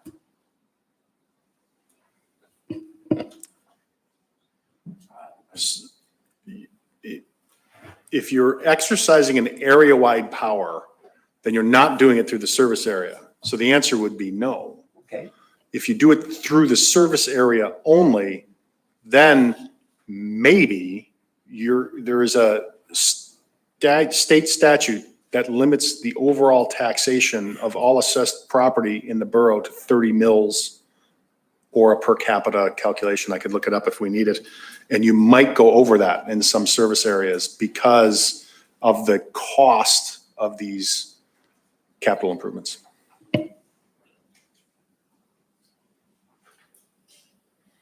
Horace? First, I just want to say, I don't think the city of Palmer, and I won't speak for the city of Wasilla that's here, would be excited about an additive sales tax on top of a 2 or 3%. Yeah. But I do very much like the idea of sort of a tide, for this tax is in place to pay for this. I think the voters really like that. Maybe it's anyways, we can discuss that. Maybe it's a lower amount, but 3% would be a huge, that would be double what Palmer is right now. On On the sales tax, I'm just wondering, the 9 to 10 million, if that has a cap like the cities right now. I believe the maximum you would pay tax on is 1,000. And then I have one other question about the sales tax. Through the mayor to Assemblymember Nowers.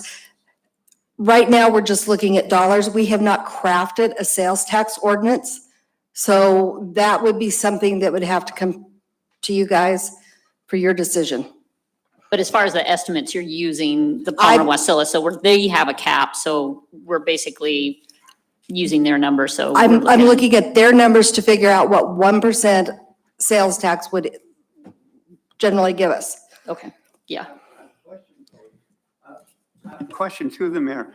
But when we look at the sales tax, they have certain exemptions, okay? If we looked at a sales tax that we were going to put before the voters, where there was absolutely no exemptions whatsoever.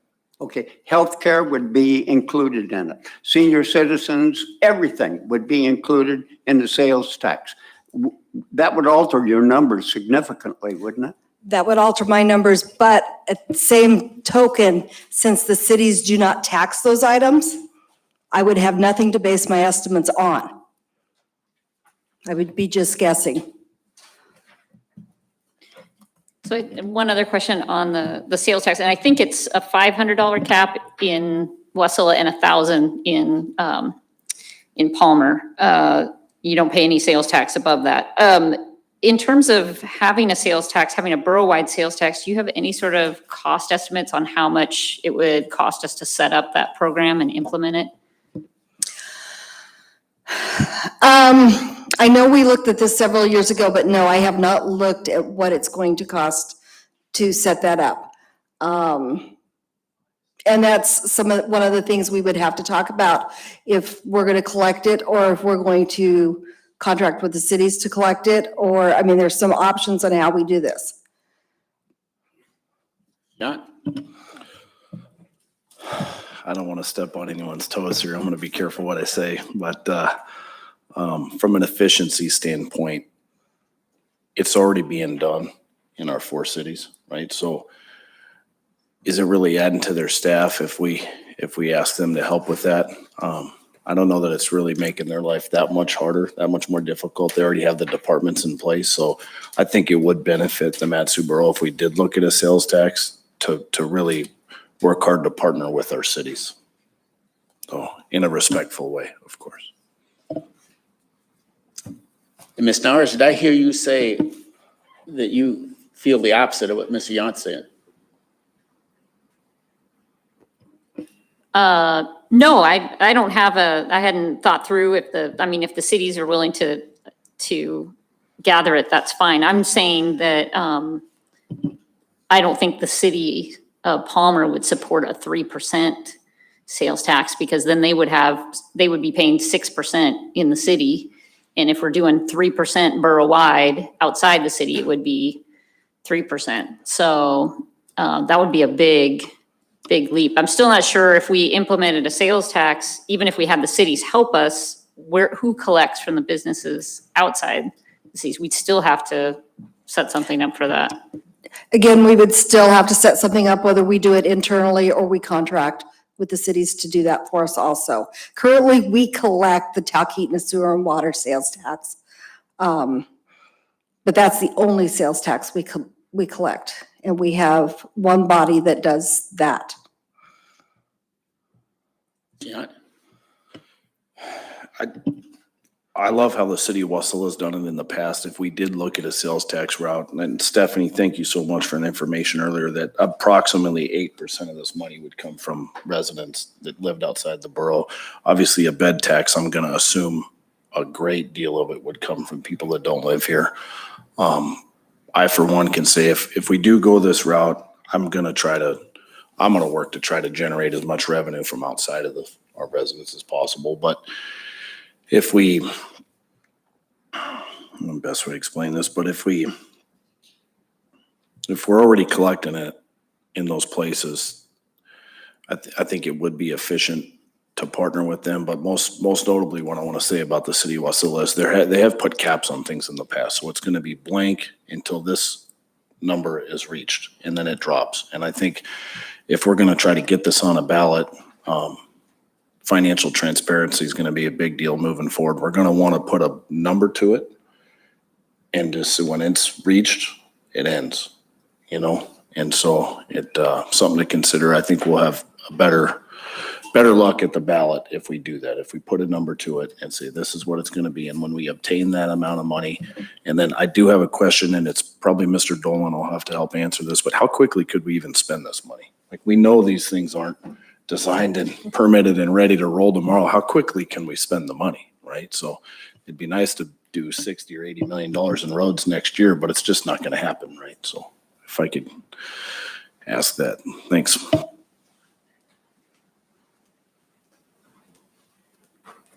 Terry Dolan, Director of Public Works. I agree with the manager's statement on this earlier. I think you're looking at a 3 to 5 year time frame to execute it. Okay. Yeah, I got Mr. Hale first. Thank you, Mr. Mayor. Just a quick aside. I'm more along the lines of having the users pay for the improvements. I think gasoline tax is probably more palatable and more focused on infrastructure projects than general area-wide sales tax. I've been keeping track of the gas prices in Anchorage and the gas prices out here. Well, the gas prices nearby in Palmer, nearby to me anyway. And for over the past 12 to 18 months, gas prices in Anchorage have been between 10 and 15 cents higher than they are here in the valley. So even if we were to put out a 8-cent gasoline tax, which would raise approximately between I think it's between $3 and $8 million. We would still have cheaper gas here in the valley than they do in Anchorage, which is good. We want the cheaper gas here, and we could even roll that into a infrastructure bond fund that would be specifically used to pay for our infrastructure bonds. Of course, I mean, obviously subject to appropriation, trying to avoid the issues with dedicated funds, but and then we could possibly make up the difference if we didn't have enough from that. We could make up the difference some other way. But I'm more along the lines of the users paying for the improvements. So.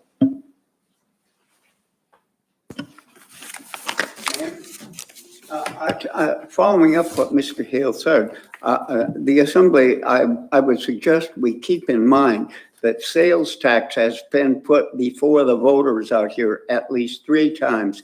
And it wasn't just put down, it was shot down in flames every single time.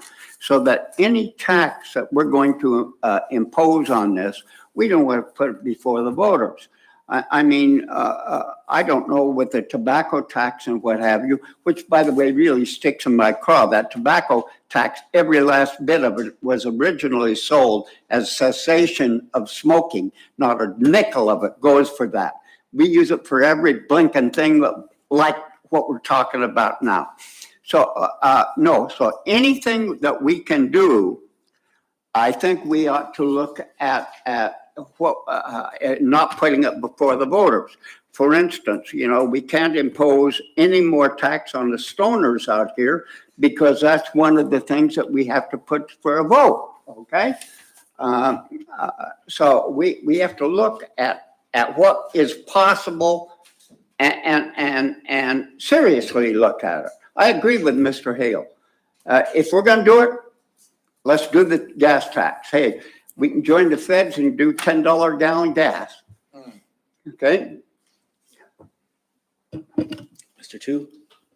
I don't know about that gas tax. I mean, there's like 30 to 40,000 cars going into Anchorage to make a living to bring that money out here to the valley.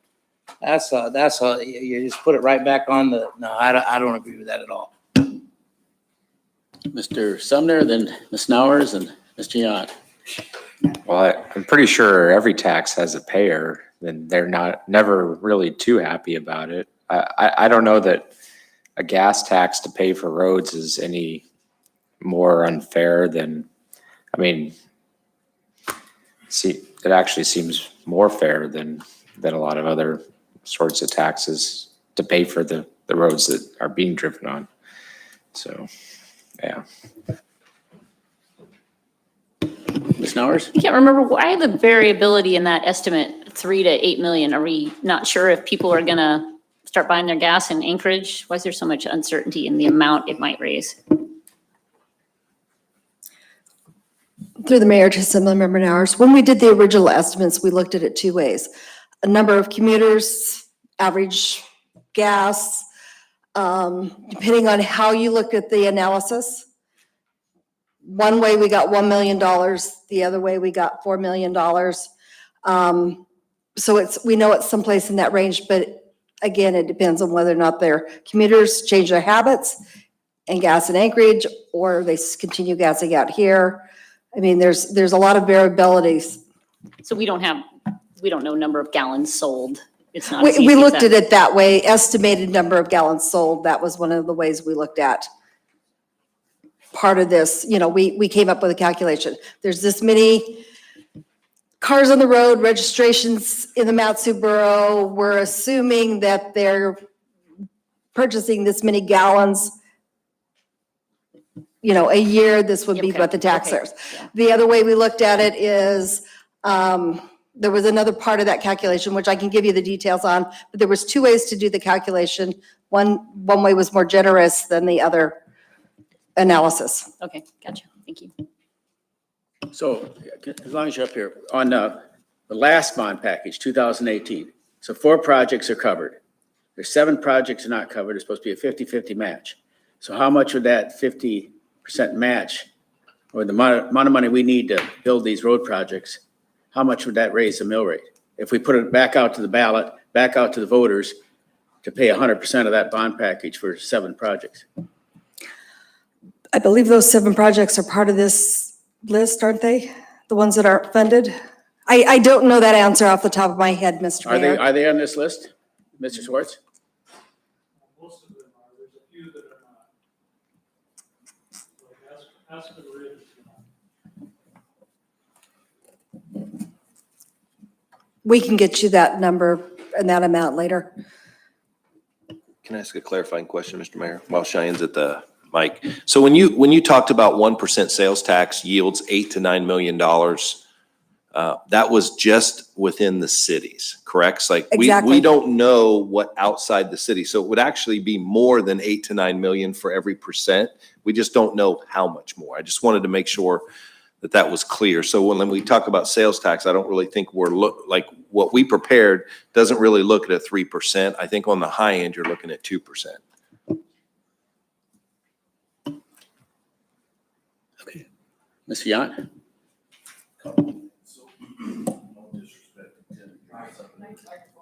No disrespect intended to Sumner or Hale here, but I hate the fuel tax because we're punishing our commuters.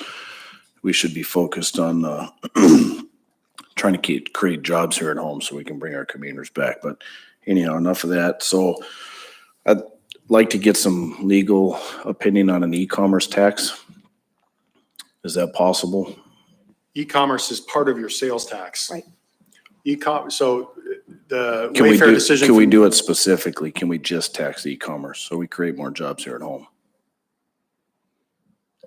Can we pound Amazon? I don't think so. Okay. I will look at the question. I don't think so. The question that the U.S. Supreme Court addressed is whether or not you could tax someone that has no physical presence in your jurisdiction. What you're asking is the opposite. Can we exempt everyone who's here and only tax people outside? I think the answer is no, but I'll double check. I tried. Okay. And then, back to bringing in revenue from people outside of our community. This is an educational process. I know George said that it's been struck down 3 times, but that would tell me that there wasn't a lot of faith in the constituents. They didn't have a lot of faith in the finances being spent correctly. I think if we put forth a list that said, we're doing these projects specifically, they're gonna affect these communities specifically, it's gonna cost this, and we're gonna collect this, and then we're gonna stop at this, I think it would pass by a mile, but that's just me. You're talking about an increased sales tax within the cities. Well, to be fair, I think we'd have to do the sales tax in the whole borough. It'd be easier to collect in the cities because it's already being No, I done. mean, it'd be an add-on tax in the cities. Yes, sir. What do the cities, what does the city of Wasilla think of that? I don't want, what does the city of Wasilla think of what we're trying to do here with our bond package and a potential sales tax added onto your tax to pay for, with the sunset clause to pay for a road bond package? Come on, I think you better come on up. I didn't want to put you on the spot.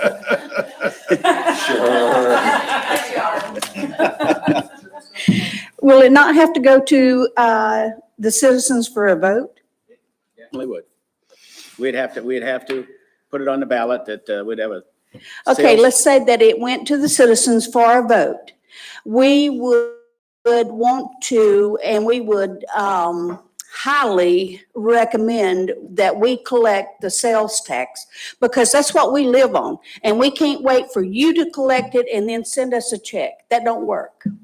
I don't think there's a problem there that I know of, but And also, you're talking about e-commerce. We collect through AML, they collect sales tax from the zip codes that are within the city. And we get probably $500,000 a year on the e-commerce. So they've already got it set up. And if your city, borough, or whatever has a sales tax, then you can partner with them and they will collect it and send you the money. And everybody shops at Amazon. okay. I appreciate it. Yes, Robbie? Through the mayor, when you say partner, do they charge you for that? Oh, yeah. Mm-hmm. Would you charge me? Of course city- I would. The city, so I will be working with the city of Wasilla going forward to see how much lack of efficiency is here, how many members they need to add to their staff, so thanks. But But the total, the program we're talking about here, the bond package with a potential sales tax with a 3-year sunset, 2%, something like that, the city of Wasilla could back a tax like that. When we raised the sales tax to build the library or the police station, right? It went up 1%, so it was 3% for the police station. Then when it sunsetted, it went back to 2.5 because we had to have the 0.5% to keep the lights on, the heat on, whatever. And nobody had an issue with it. And ever since we have done that, because we've kept our word, you know, when we put anything out to the voters that we are raising the property tax for X number of dollars for this reason, I think it was 80% was the last vote. Mr. Yan. I was just gonna add, I think it is important that the cities collect it and give it to us. They're not gonna trust us when we've never had these systems in place. I can't imagine they'd be too excited to have us collecting it for them. right? No, we're not going to do that. I don't blame you. No, just wanted to make that point. Okay, thank you. Appreciate it. On the spot, great common sense. Okay, who's this now? Ms. Nowers. Yeah, just on the sales tax again, I appreciate the comments about, fuel tax. It does make a lot of sense, but that downside, like everything has a downside. I think we have to pick the less evil one. Say that. The sales tax, so that 9 to 10 million is kind of a conservative estimate, it sounds like. And, that online program through AML, I'm familiar with that because I have a PO box in Palmer. So I don't live in the city of Palmer, but when I buy stuff on Amazon, they see that zip. And so I'm a contributor to the city of Palmer. Nobody's here from city of Palmer, but I'm a good contributor.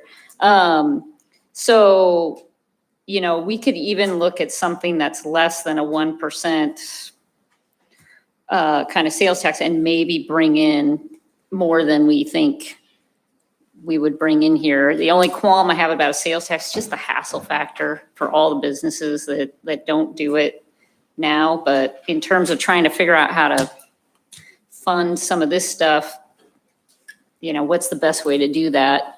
It is a way to do that. And the amount that would come from outside sounds like it's also a conservative estimate. Because they just took, the only thing they took, they didn't take, when they looked at it, if I got it right, if I read it right, McDowell said they only looked at people who came to the Alaska State Fair, so not anybody else that comes to Borough for any other reason in state, and then just out of state folks. So, percentage might be a little bit higher even than 8% in terms of out of state people, out of Borough people paying for that. Mr. Manager, you might as well jump in. All right, so I don't know, we're 2 hours into this. It's been a pretty good discussion. I think there's been a lot of information shared. So I want to recap a couple things. Somebody asked the question earlier about an administration's recommendation. I wouldn't go as far to call it a recommendation, but what we do need to do is suggest what we're going to prepare for introduction on July 20th. So this is what I would like to do, and Nick, correct me if I'm misstate something here.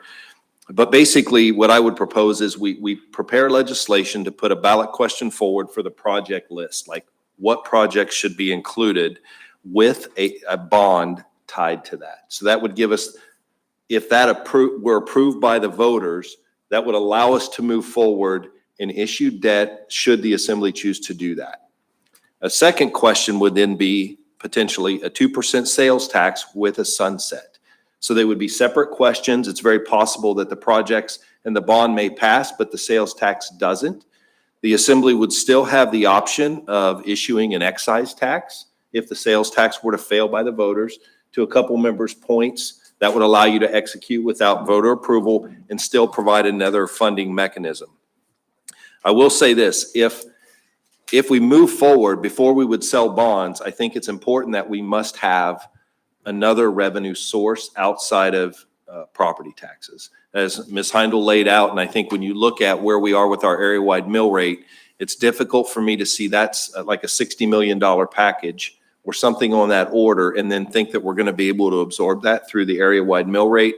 And we still have this lingering issue with school bond debt reimbursement. So I think that's something that, just the idea of issuing bonds and then increasing the mill rate by half a mil is probably not going to put us in a good position in the long term. But I would propose, and Nick, if you see it differently, I would propose two different questions. It would allow for the sales tax to pass or not on its own merit. It would have a sunset, and it would be at 2%. And then I would also propose that we not have no match for the bond, which for our voters might be something a little bit different. I think they did pass the rec bond at 100%, but I'm not aware of a road bond or school bond that's ever been passed for 100%. So it will be somewhat of a new thing. So that's what I would propose that we bring forward for legislation. It would be introduced like the timeline talked about earlier. I'll come back to that. It would be introduced for public hearing on July 20th and would be up for discussion August 3rd. So that buys you a little bit over a month to have discussions around what this legislation might look like and what it may mean to folks in the community. So it does give you ample time to kind of study that out, talk to the cities and other stakeholders that this would matter to. And then again, as I mentioned earlier, it does give us August 17th if we do need to continue it, and all of that still gets the clerk what she needs prior to the ballot deadline of August 27th. Does that seem like a reasonable approach to move forward? Mr. Yant and Mr. Sumner and Mr. McKee. I apologize. I'm writing public hearing was 7/20. What was the other date? August?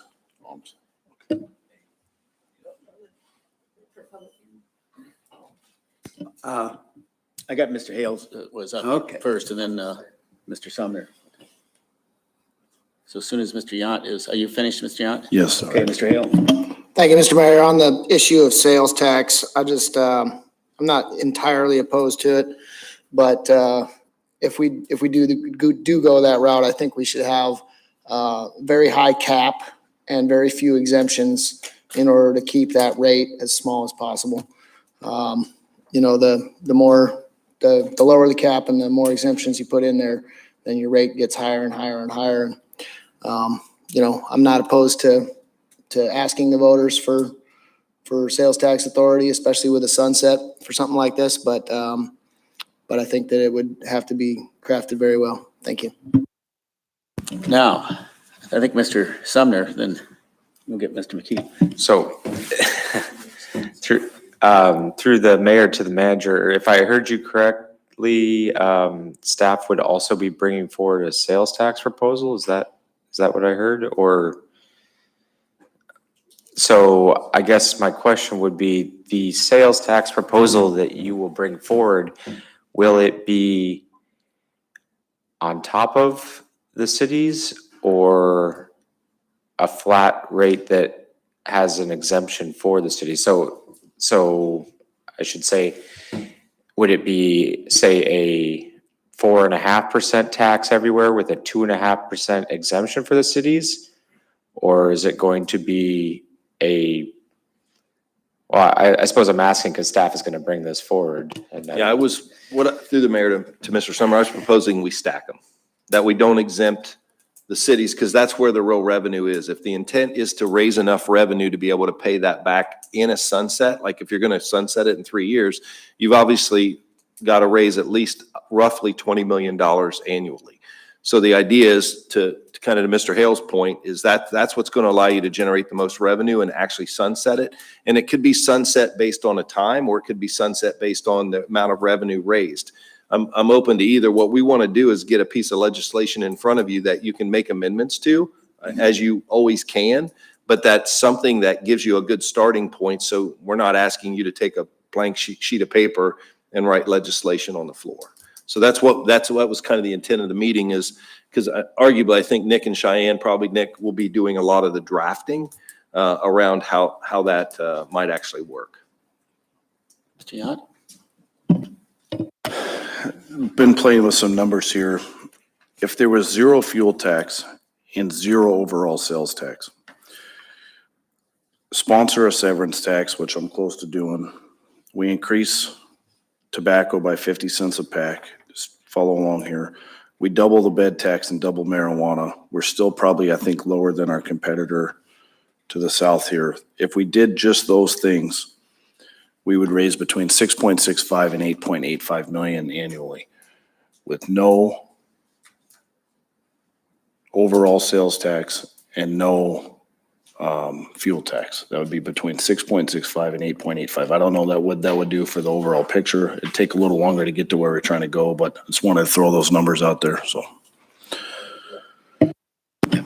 So through the mayor to Mr. Yett, I think that's one of the benefits of selling a bond in conjunction with the approval to do these area-wide projects, is because theoretically you could spread that cost out over more time. You don't have to pay it back in 3 years. Like Ms. Heindel alluded to with the bond, it may be a 20-year bond, but you could choose a funding mechanism that pays it back in 6 or 8 years. You just have to recognize you don't have the funding capacity to do anything new for 6 to 8 years unless you raise additional revenue. You tracking? So there is that is one of the benefits. The bond allows you to kind of flex that if you're trying to extend your payment period longer than 3 years on a sunset tied to a sales tax.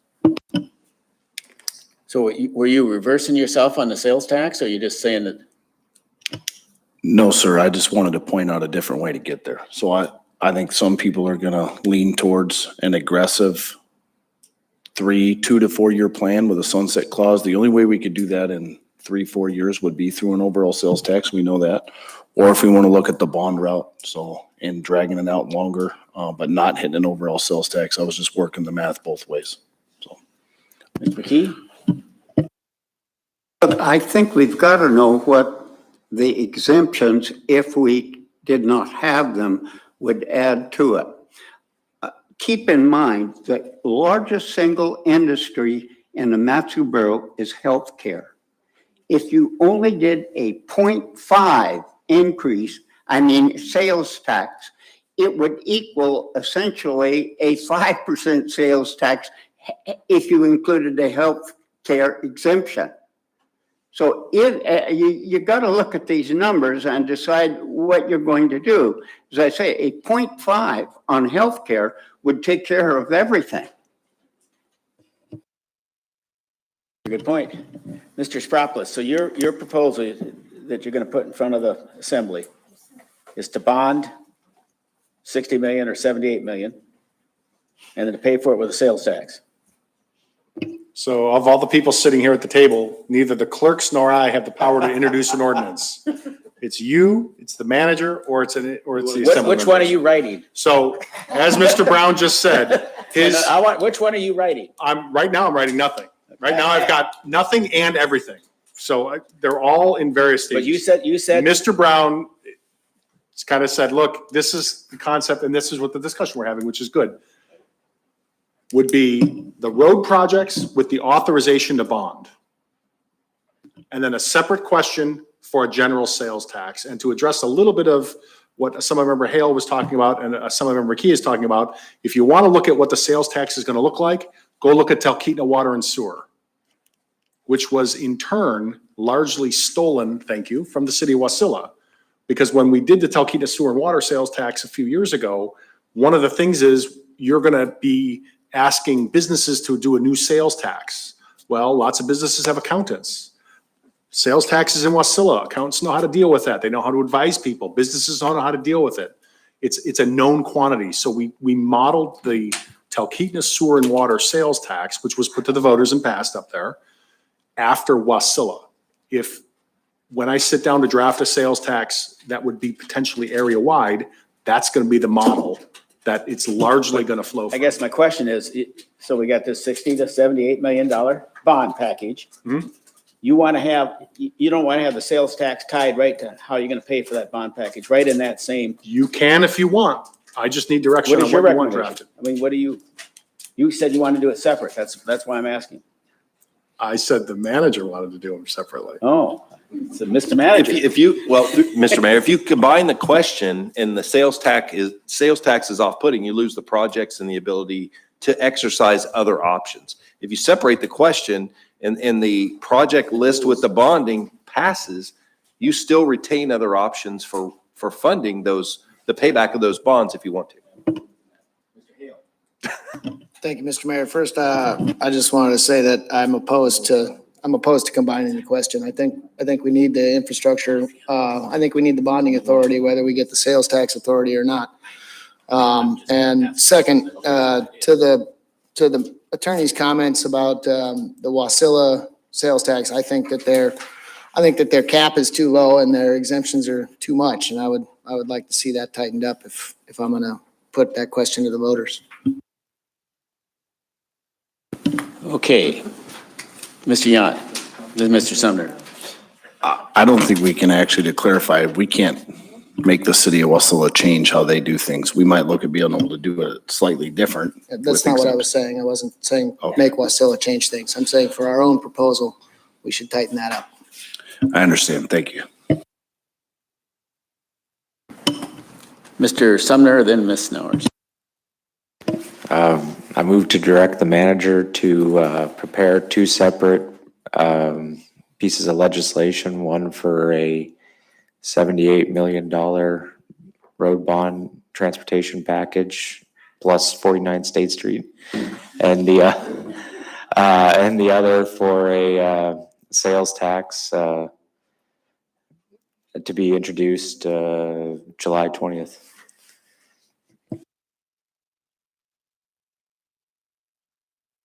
So we have a motion by Mr. Sumner to direct the manager to do a $78 million road bond plus some addition with the sales tax separate. You're talking about a 3-year sunset sales tax? I think that we can all figure out amendments once we have it introduced, because it'll be introduction, and then I assume everybody will be going to the borough attorney to prepare their own amendments for it. Yeah. So I think the important thing is He said he's not drafting anything. well, he will draft, I think he would help draft, or I could draft my own amendments to it, but it might not be the best result. Please no. We just don't want your Please handwriting, don't do what these, typed. I think the important thing is just to introduce the legislation, and then we can go from there. Okay. Everybody understand the motion? Any objection to Mr. Sumner's motion? Ms. Knowers. Not so much maybe an objection. You know, if we're going to do a sales tax and a bond proposal, I want to know the public is with us. And the one time the sales tax succeeded in Wasilla, it was tied directly to a project. So, I mean, I see the public, you put them separate, you might public say, sure, I'd love to do roads. Oh, don't like sales tax. You got no buy-in on how we're paying for it. And then we come up with something and the public's like, well, you guys just decided on your own. So I guess I just have a little bit of uneasiness with, like, if we put it all together, the public is telling us they support doing these projects and paying for it. It's a way to, you know, you're reaching in your pocketbook, not just you, oh, I like that project. You guys figure out how to pay for it. And hopefully I'll like that, or I might not like it. So kind of, if we're gonna go the sales tax route, I mean, I guess, you know, I want to see us move forward and have something for introduction, but I that's not off the table for me to combine all those. Mr. Sumner, then Ms. Bovee. Well, I just think, I mean, the assumption is probably that if you don't have a mechanism to pay for it, it's property tax. I mean, people surely must know that if you pass a bond proposal, it's getting paid for one way or another. So it gives them at least the option of choosing whether or not they'd want one method. Anybody else? Ms. Bovee. So I do prefer we split the question. I think it's important that we bring the road package forward separately. I'm not terribly comfortable with the 78 million. I mean, I'm hoping that we're gonna have conversation yet that might knock that down just a little bit, because I really tried not to put everything on my list. I had a lot more I would have liked to bring forward, but I think, you know, if we get greedy, we're not gonna get anything. So that would be my concern. Move a secondary amendment to strike the 5.5 million for Selden Road. Hey, we're down to 7. Well, I would say tie them together myself personally, but I could see bringing it forward the way it is and separate. But I think if you're going to put it on the ballot, you should tell the public what the projects are and how you're going to pay for it. If you're doing this 3-year sunsetted sales tax, the cities are joining in and they're collecting for us. That should be, that's going to get votes. I mean, otherwise you got a $78 million bond package, just like what we have from 2018. We got a bond package that's just idle.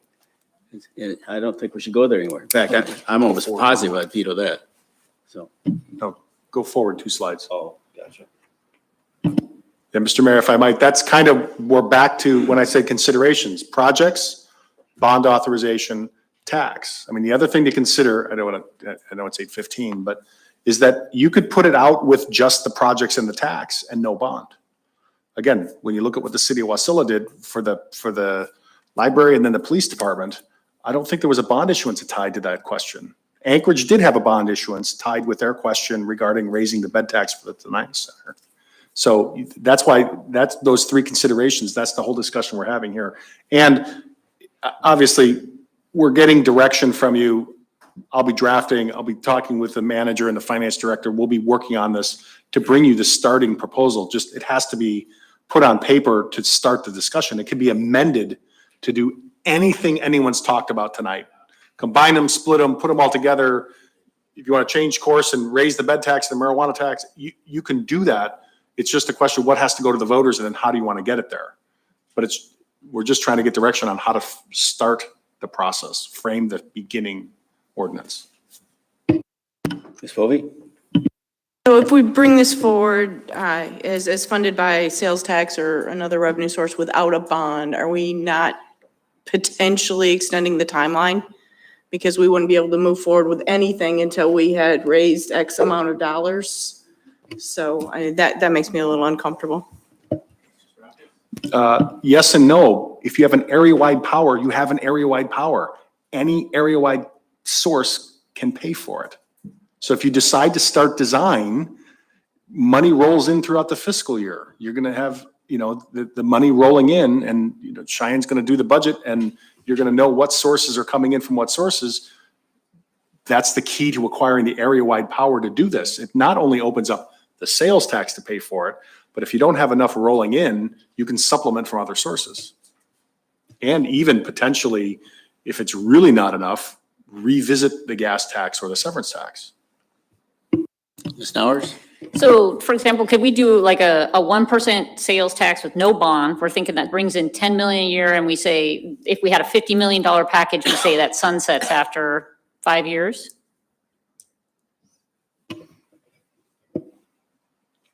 Yes, you could have it sunset after 5 years or sunset after $50 million net accumulation.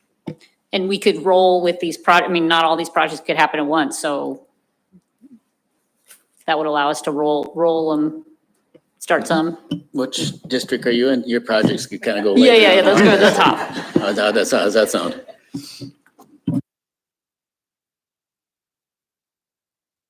Okay, Mr. Yant, then we'll. I'd like to note that we're going to collect the money faster up front than we're going to be able to spend it. And then eventually we'll start spending it. So I don't think we're going to probably have to go to Miss Cheyenne for money up front, if that makes sense. If we started collecting revenue, it would probably roll in faster than we could get projects permitted and actually designed and under construction.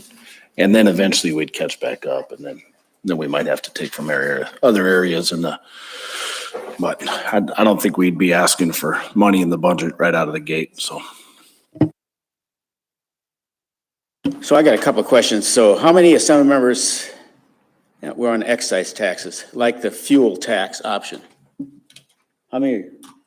1, 2, 3? Oh, you want to do the motions first? Okay, what are the motions? The primary motion is subtracting 5 million by removing Selden Street. It's a primary. The other one was main. So the first motion was what? It's primary, removing 5 million by removing, that one. Removal of, The main motion was to move to direct the manager for the 75 million road bond. And then the second was for the sales tax to be introduced on July 20th. What? 78, okay. with Selden. West 49. So everybody got the main motion? Two separate ordinances coming to you. One for the bond amount, 78 million, and then one for the tax. Any objection to that motion? We're on the primary. So what's the primary amendment? The primary is removing the 5 million, or subtracting 5 million by removing Selden Street. Okay, everybody understand that? Any objection to removing Selden Street and removing 5 million from the bond package? Okay, we got objection, so go ahead and vote, please. If you vote yes, you're removing it from the bond package.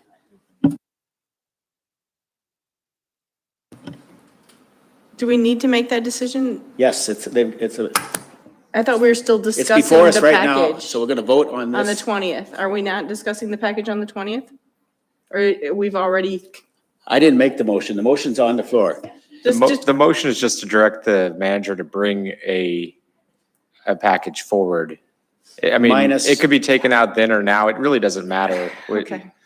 So You voted on whether or not you want to remove that road project for 5 million at this point in time. Okay, thank you. Is there an objection to withdrawal? Is there any objection to withdraw it? No objection, it's withdrawn. Oh, no. Is there? I want to vote on that. Okay, there's objection to withdrawing that motion so we'll vote on that withdrawal. So a no vote, then please clarify. Madam Clerk? Madam Clerk? Assemblymember Sumner wants to withdraw the motion. If you want to withdraw the motion, you would vote yes. If you do not want to withdraw the motion, you'd vote no. So go ahead and vote.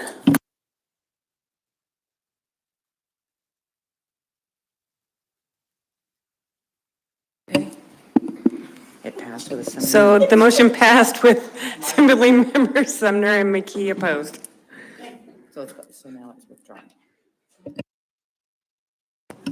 Okay, Motion's withdrawn, Mr. Mayor. I got that, Madam Clerk. Thank you very much. Now, you have two motions before you. One is to bring the bond package in front of the voters, and the second one is to have the sales tax written up. It's one motion. It's one motion. I got it. Madam Clerk. You want to divide the question, Mr. Sumner? I move to divide the question. Good. Let's vote on whether or not you want to bring the bond package to, have Mr. Manager bring the bond package to you. Dividing the question. You object? The mayor Object to has, dividing the question. the mayor has not recognized that motion. I have a question. If we bring these separately, then at the next meeting, is there still the option, if we choose so, to combine it into one package? Okay. It's really not a problem either way, so. It's just a starting point. It's just a starting point. We probably could have just directed the manager to bring the legislation to you at the meeting time and moved on. So Madam Clerk, why don't you read the motion so we can vote on it? The main motion. Direct the manager to separate or have the $78 million road bond and the sales tax with West 49th removed, No, added. added, sorry, for introduction on the July 20th meeting. We got any objection to that? You're going to get legislation on July 29th. 20th. Excuse me. A question, but no objection. So seeing no objection, that passes. The question? So what would that sales tax look like? Are we looking at for 78 million, are we looking at a 1% with the sunset clause of 6 years? What would you like to bring forward to us, or 0.5% or? I guess it's me. Through the mayor to Ms. Nowers, I think we would propose a 3-year sunset with a 2% tax stacked. And that'll allow the assembly to amend from there. I guess I'll say this, my concern with a 5 or 6 year timeline with the payback on these is folks will forget.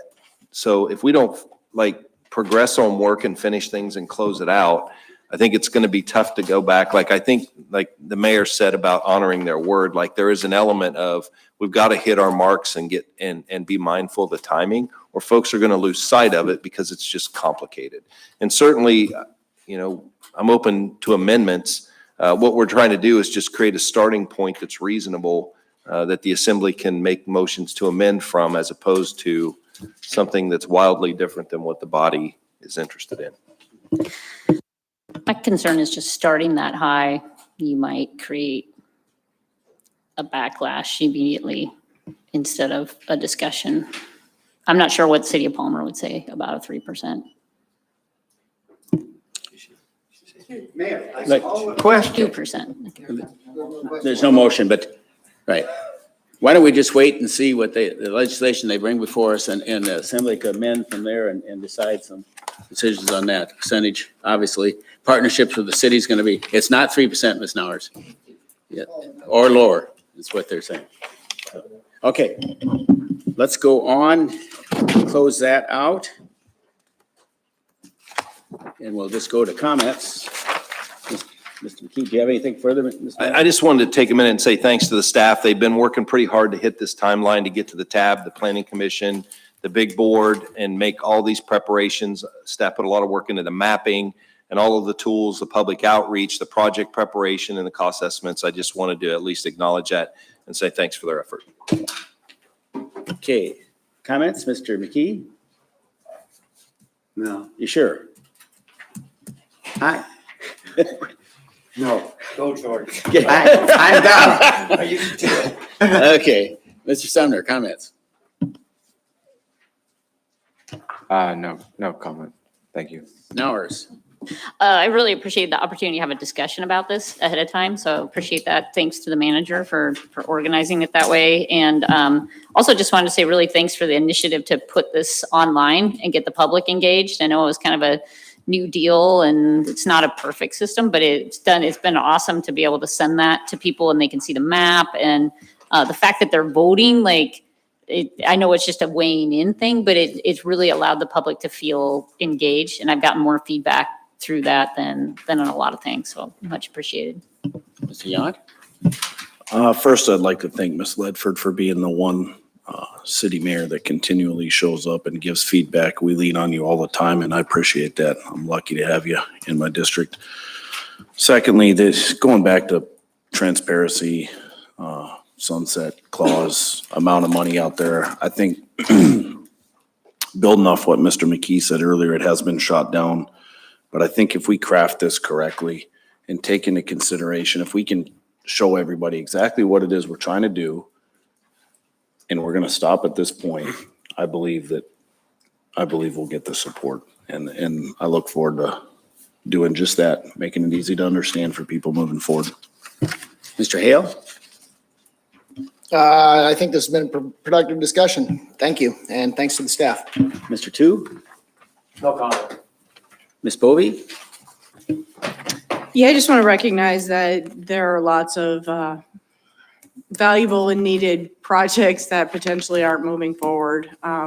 This has not been an easy decision for me. A lot of things in my district may not get funded in the next few decades, but we'll do our best to find additional opportunities. Thank you. Well, I think the borough's probably at a critical point with roads. You know, our problem is lack of roads and lack of infrastructure. So, I mean, this amount of bond package, obviously, I think is probably at the outset at 78 million, probably at the high end, you know, but 45 to 60 would probably be more appropriate. How are you going to fund it, I think, is probably critical. And you know, if you're going to do an area-wide mill rate increase, the voters are going to have some heartache about that. If you clarify how you're going to fund this at the point where they're voting on it, I think you probably will have some success. I mean, the rec bond, 22 million, 100% passed